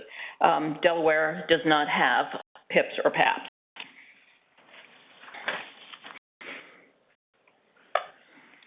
So our mental health services are covered and managed across several entities, and we have a complex system in Delaware. Coverage is either COs or is fee-for-service. Our managed care coverage applies to all members under and over the age of 18.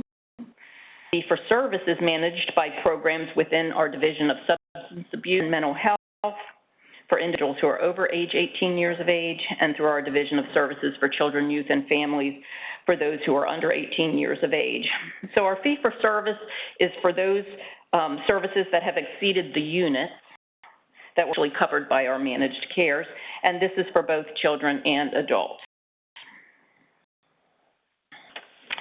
With our CHIP programs, it's called the Delaware Healthy CHIP Program. It's a combination of Medicaid expansion and a separate CHIP program. Our CHIP beneficiaries are enrolled in our MCOs.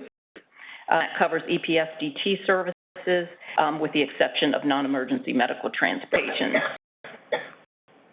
So moving on to Delaware's actual managed care rule, and specifically focusing on our mental health parity work stream and the mapping of our benefits. We gathered last September our state's kickoff project, the managed care final rule implementation. And we initially identified 16 work streams that were identified by the topic areas of the rule. And these streams include members from Medicaid, and in the case of our mental health parity work stream, it also includes the Division of Developmental Disabilities Services, and they provide services for our IDDD and related population in the state. Division of Substance Abuse and Mental Health, members from the Division of Services for Children, Youth, and Families.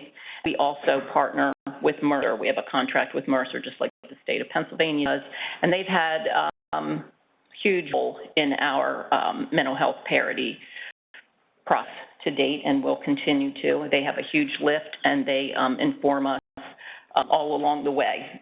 So we are very happy to have them working with us. Kim and I, our role has been as chairs. Together we chair the mental health parity work stream in Delaware, and we're both nurses. We're the two nurses on the team. I don't believe we have any other medical professionals on the team except for Glyne, who is actually our co-chair. Glyne Williams is also a nurse. Pardon me. And Kim and I believe that we were asked to chair this committee because we for detail, because when nurses don't attend to detail, people have bad outcomes.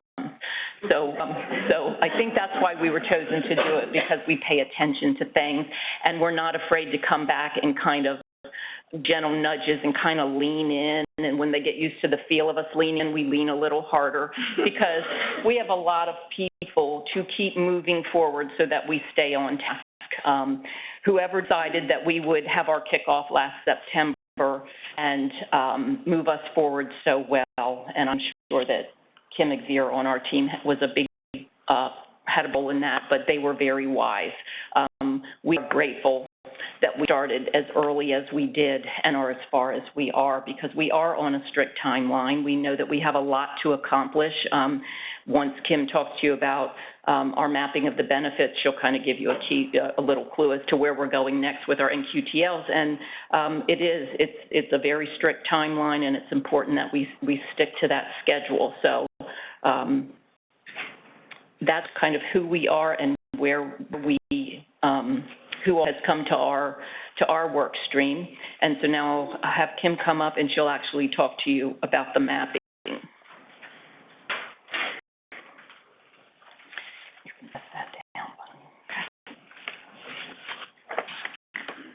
Hope everyone can hear me. I'm short. So, but I'm Kim Pettyjohn, chair the mental health parity work stream along with Mary. And I'm going to talk about our actual mapping process, because we started that, or goodness, we're done with that now with the help of Mercer. So what I'm going to review for you is what we've done over the past 5 months to bring us to the completion of mapping our benefits. So when I say 5 months, it took a long time of meeting bi-weekly and back and forth with all of our data that we collected, and having multiple conversations back and forth, email. It did take us 5 months to get where we are today, but it was a group effort, and so I'll just kind of give you a brief overview. So in the beginning, our consultants, Mercer, prepared a spreadsheet listing services provided by our MCOs and fee-for-service by benefit package.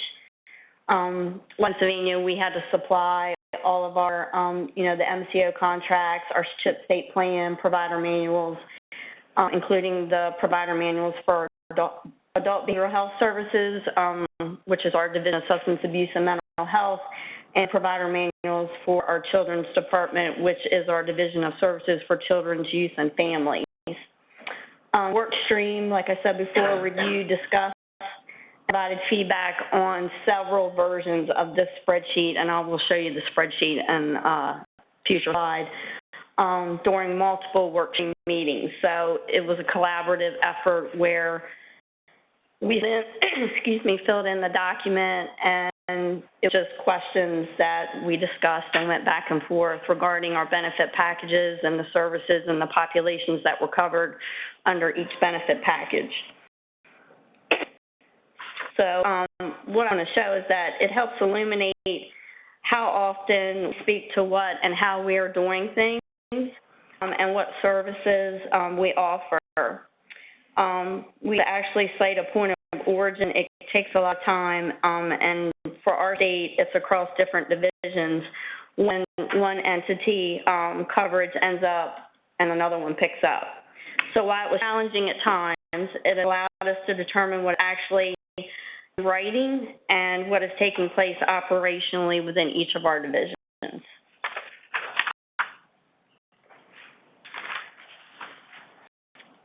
So, let's show them like this.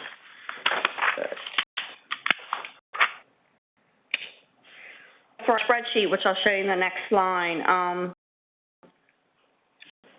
this is, do that now. So this is a spreadsheet that Mercer developed for us, and I have a copy later if you actually want to see how we complete it, because I didn't go into logistics of like what is including in our benefit packages, but this was just a screenshot of the key. And in column C, if you can see up at the top, that's actually, we listed the services we provide under our managed care companies and our fee-for-service by agency. Column D, you can see, if the service is a mental health side, medical, surgical, or both. Column E notes the classification as inpatient, outpatient, emergency, pharmacy, or a combination of both classes. Column F is where we noted, that is right there, any additional information, like where we noted any selected limitations on benefits. For example, if a number of units for behavioral health services where it would go into a different plan. We identified our 12 benefit packages that we listed in column G, and we also developed a key that indicate if each service is covered, not covered, or requires additional eligibility criteria to be met for coverage. And then in the final column over here, we made notes that supported those decisions. So in the beginning, we had a lot of notes we took when we justifications, and we had back under multiple work stream meetings to follow up. Just actually what we were doing operationally was something that was actually written in our plans and all of that. So it was the questions and notes section, as we revamped it, got shorter, but it was really helpful to actually see it in a grid. Like I have our actual grid if later on if anybody wants to see it, to see how we did it. It'll probably make more sense to you that way than just seeing the blank screenshot. So our challenges for our state, I think, are things that we've heard already, but one of our big challenges in the beginning was actually just understanding the parity requirements. We go back and forth with defining our mental health and substance use disorder and medical surgical conditions, defining the inpatient and outpatient classifications, and time. I mean, a lot of time. Learned is that it's definitely a group effort. You definitely need to be meeting regularly. You need a timeline. That was a big help for us to keep us on track. Our timeline, I felt, was pretty aggressive, but we've had to tweak it a little bit, but I think most part it's worked for us, and it definitely, collaborative effort. I think our original timeline was a shock at first, but key for our group was, in the beginning, finding out exactly the key members to have to do work and understanding the work, and then once you get that, it just makes it it makes timeline not seem so aggressive. We developed a work plan, and having one spreadsheet listing all the services by benefit package, whether each service is a mental health sub-condition or a medical surgical benefit, and then each service's benefit classification. And also benefiting from training and assistance regarding mental health sub-conditions. We showed a little bit, and having some questions for like neurodevelopmental disorders and dementias, when to call it a different benefit package.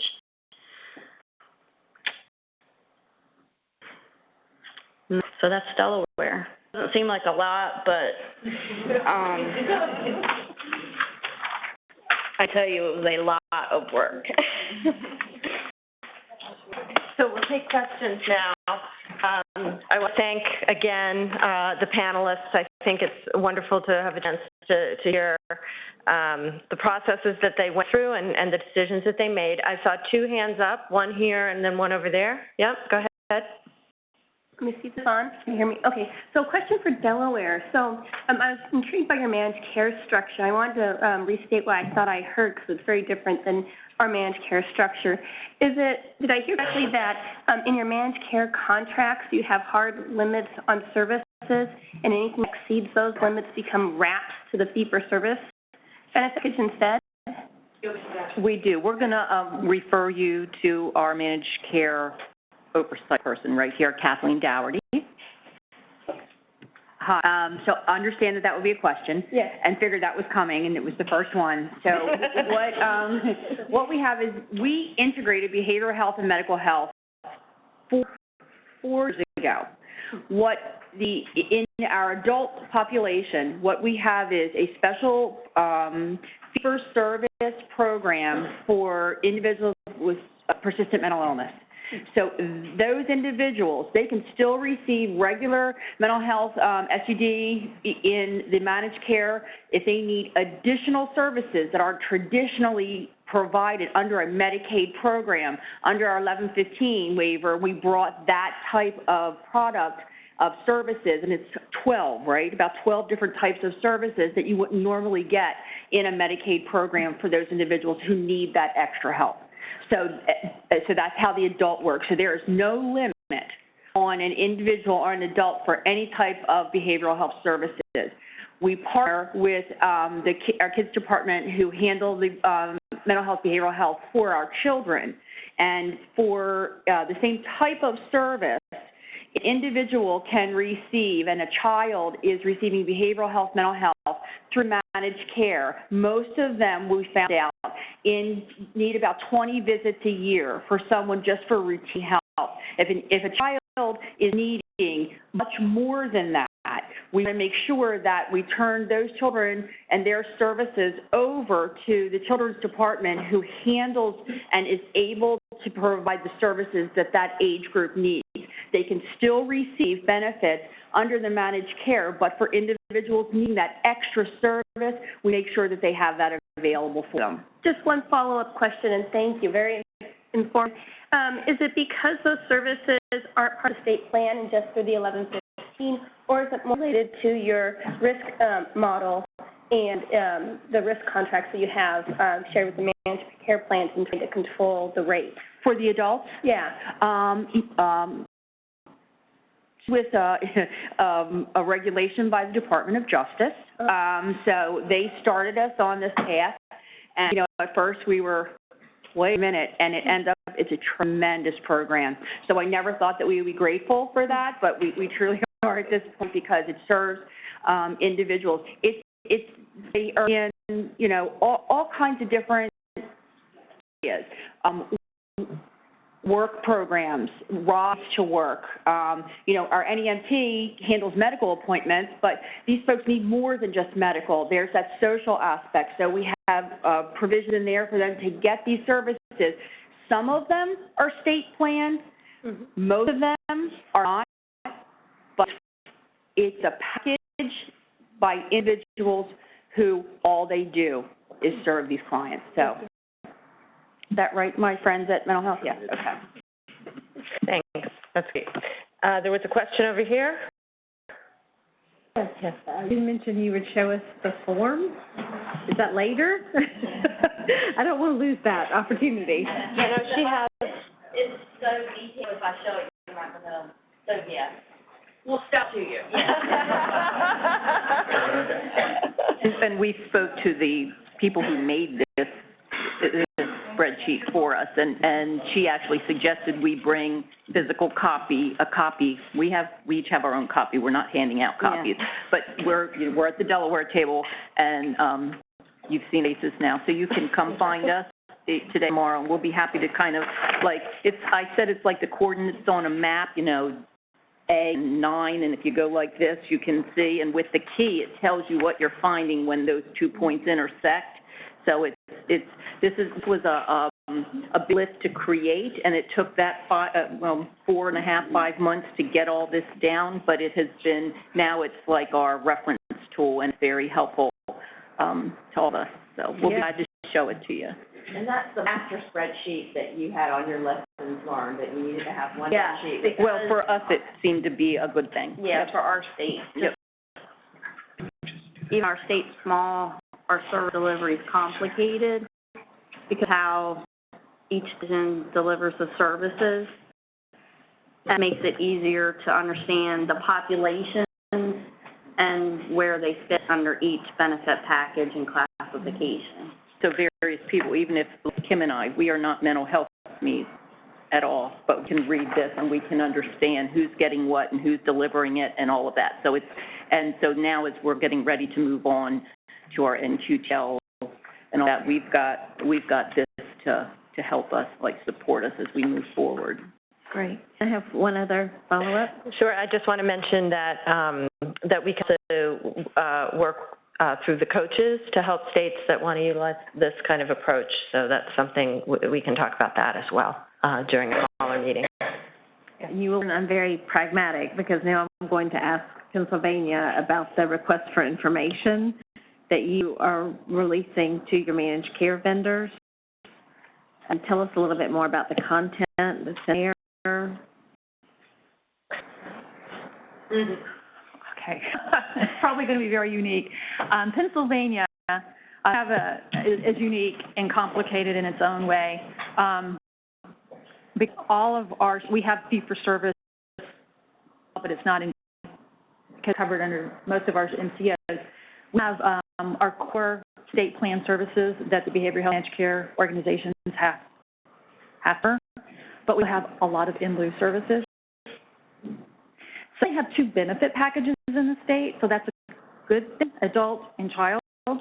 However, as I talk about, getting into a lot of detail, there's options for physical health MCOs in each, and I'll call it contracts. We have 30 contracts across the state because some of our behavioral health, and this is behavioral health, some of our counties went in as partners, if you will, with collaborations. So those particular, I'll take a rural counties, for example, our T-zone is 23 counties. They have 1 contract with a behavioral health managed care organization. SA holds that one. And it covers most of our rural counties. So for that contract, we also have in lieu of services. So every particular contract can have in lieu of services. So we have the in lieu of services in consideration as well. The behavioral health contract, so there's only one of those with 2 benefit packages. We have the in lieu of services, but then also in those zones, there's possibly up to 5 or 6 different physical health tracks because there's multiple in every county and every zone, if you will. So we're having to, in some instances, we might be reviewing 420 different kind of benefit packages, if you will, depending on the in lieu of and stuff. So our NQTL request sheet is massive, and that's why we're pulling the BIMCOs in, and then it's going to go to the physical managers, MCOs, to explain how to use it. So I didn't bring copies of it, and that's why, we're still tweaking it. We're actually working with someone, someone a plan has agreed to review it to see what kind of questions that they have and what the state has a contract with, that I mentioned with its 23 county, just so we can tweak it before it goes out. And there is a session tomorrow specifically on NQTLs with the consultant who helped with state, and so I think they'll bring probably more detail about that. Yeah, and your state, right, with Mercer. Thank God for Mercer. Yeah, so, but the good news is, as I just pointed out, is that, and the purpose for the meeting, the coaches all have, can work with you to utilize and share some of these tools. This is one of the, goals of the meeting. Some people are further along than others. We can work together to share information and help each other with the next steps. So your coaches, certainly, we're also going to be collecting a lot of these materials and helping you. And I know you're looking at me because I'm your coach. So, other questions? Yes. I'm sorry to be stuck on this emergency room mobile crisis thing, and I'm so concrete. Okay, hopefully I can answer. I know it. I was trying to resist asking, but I can't control myself. So, can you tell me what classification that emergency room is, or what classification mobile crisis is, or what classification crisis intervention is? Okay. So, and let me just point out, and this is for your state, based on and just based on the definitions that they've determined for their state. So. And as she said, some of it can cross over. Yeah. So for the emergency department, and I don't have the definitions in front of me for the emergency. What's captured underneath it, it's in another pile back over there. But it is still captured in an emergency department, but it's the different services that can come in that maybe aren't necessarily in an emergency department, but a service that can come in, this intervention can come into a crisis, an emergency department and provide a service, just like the medication I mentioned too. But also we have crisis residential stabilizations in the community. That might fall under outpatient. Or we have 24-hour crisis residential. That could possibly fall under the inpatient. So it depends on the particular falls under your classification. Yeah, and I think this gets back to one of the point that, defining a reasonable standard is the first step. Like, what are you going to use as what's guiding you, and then it'll sort your services within that. So, we could all have the exact same service and classify it differently? No, well, but yes. Yes, I mean, some are obvious. Some are probably not going to fall. There probably won't be. There's some where there's gray, and it's important that each state takes their own, situations into account. You're right. Some of them won't be. Some of them will be probably similar across all, but in other cases there might be differences. And it also depends on how it, like I mentioned, how is it billed? How does the provider submit the claim? We did look at, we pulled claims. Can you turn the microphone on? Sorry, because we did pull claims and review claims on how they were billed. Because we ran into that was some of the issues we were having. On our team, we pulled in one of our claims from the state to look at them and tell us where were they coming from, what type of a facility or venue, place was this claim coming from, what kind of service, and then you start talking, what kind of services does that place typically provide? And we're thinking, are we going to put this ITOP, emergency or drug pharmacy? Pennsylvania, just to clarify too, specific Pennsylvania, we have different type of crisis. Crisis residential, which is a different license regulation than crisis mobile crisis and site-based crisis. So that plays on too. I mean, so every can be different. So I swear to God, I'm going to be quiet. I swear I will. I'm a windmill. I just want to know. I don't want people to answer it. I'd be very curious. If you're walking around tonight or anything, if you don't want to answer this, walk the other way. I'm very curious who calls emergency department services inpatient and who calls them outpatient.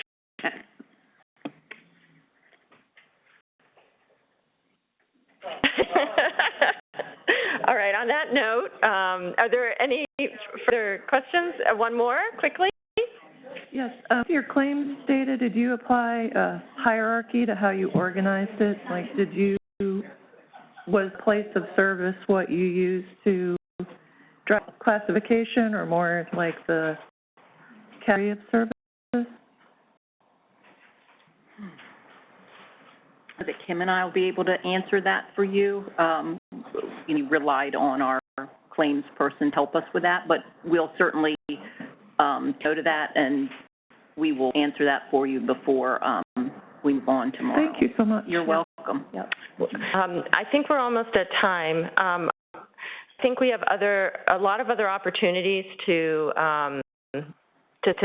think about the questions that have been raised, and also to circle back. There's a session at the end with federal partners as well, and so as this all sits with you and as you continue to articulate questions, we'll be generating those in our next sessions, and I think David's going to talk to us about that.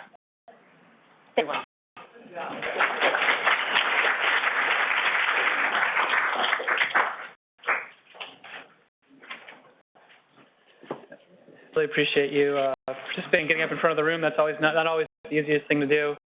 And I'll just say I'm more than a little bit amazed. When you plan an agenda, there's certain spots that are dangerous. And one of those is the after lunch spot. The caffeine is wearing off for the morning. People's stomachs think that'll be easy to digest. But people's eyes were up. They were alert. There were questions right to the end. So I'm going to reach the top 10% of conference audiences in terms of effort. So you all deserve a round of applause, actually. So we'll introduce the state team sessions right now. So today's session is going to happen directly after this, as well as state team session that will be tomorrow. I'm going to talk about the one today, and Robin's going to talk about the session tomorrow. So just really quickly, I know that we're all worried about one date in this room. That's October 2nd, and it's a challenge for all of you. But we're all in kind of, or I should say, you're all in the same boat, and that you're all this out together. CMS has developed tools and resources to guide you through the process, but the reality is that you have to figure this out somewhat on your own, with your coaches and with your peers. And this next session is designed with exactly that goal in mind. It's a chance for you to talk with your peers or issues you're facing related to NTLs or mapping benefits, depending on which session you go to. And it's just possible that you won't solve all your problems in the next hour and a half during these sessions. I mean, maybe. So I want you to think about these sessions as the beginning of a conversation across states on these issues. If there's that you need more guidance or would like us to focus on in the future through network calls or on webinars, that's great feedback for us. As you're in these sessions, please think about that. So use these sessions to think about how you want to work with your coaches moving forward. If there are two states in one of your groups that are really interested in one issue and you want to band together and use your coaches to facilitate those kind of break-off discussions, that's great. That's exactly what we want to have happen in the Policy Academy. So really briefly, and you're going to hear this in the sessions, but mapping benefit sessions, we're going to ask you to focus on a couple of issues. We're going to ask you to consider the range of benefits that are covered under the policies in PIA. We're going to have to think about how you define the benefit classifications and also your timeline, your kind of strategic approach to doing the benefit mapping, and how you're communicating this across those that need to know about it. NQTL sessions, we're going to ask you about strategies for identifying NQTLs, collection and analysis, and also, again, kind of your timeline and your strategic approach and the communication around NQTL development. I will say that we have very nice facilitation guides for these sessions. The coaches are ready to go down those paths. But in your individual sessions, you find some other path that's more productive than the one we've laid out for you. You know, we want states to use this time for what's most helpful for them. And if that's not what we planned, that's great. So I'll turn it over to Robin to talk about tomorrow's session. Well, actually, and just add on slightly, is that we'll have note takers in the room so you can concentrate on the conversations that you're having. And in these breakout sessions, we'll take notes, and we'll have some kind of takeaways available for you for that as well. And then tomorrow, you're going to get together with your state team and your coach. Some of you have coaches that you share with another state. Your coach will be going back and forth a little bit. But so this is an opportunity for you to do some of this face-to-face time to review the information that you got during this meeting and plan your walkway forward.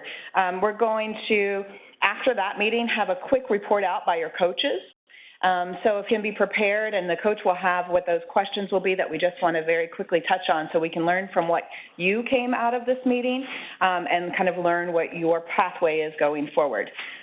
So I think that's all that we have, and we're ready to break up in our groups. Yeah, so the complications, so the instructions here are a little bit complicated because of our federal requirements about escorting people in buildings. So if you'll just bear with me for a second. I'm going to explain to you the process for you to get escorted to your rooms, some of which are basically within sight line from us, but still we have to escort you there. So I'm going to talk about how you get there. Important, you also have to be escorted back to this room at the end. So please hang out in your room and wait for your federal escorts to escort back here for the break, and we'll resume the agenda after these sessions and after the break on schedule. Mind your escorts. So let's see. So NQTL 1, if you're grouped, you're in luck. That's in this room. You can hang out and relax and kind of me out for 5 minutes or so. NQTL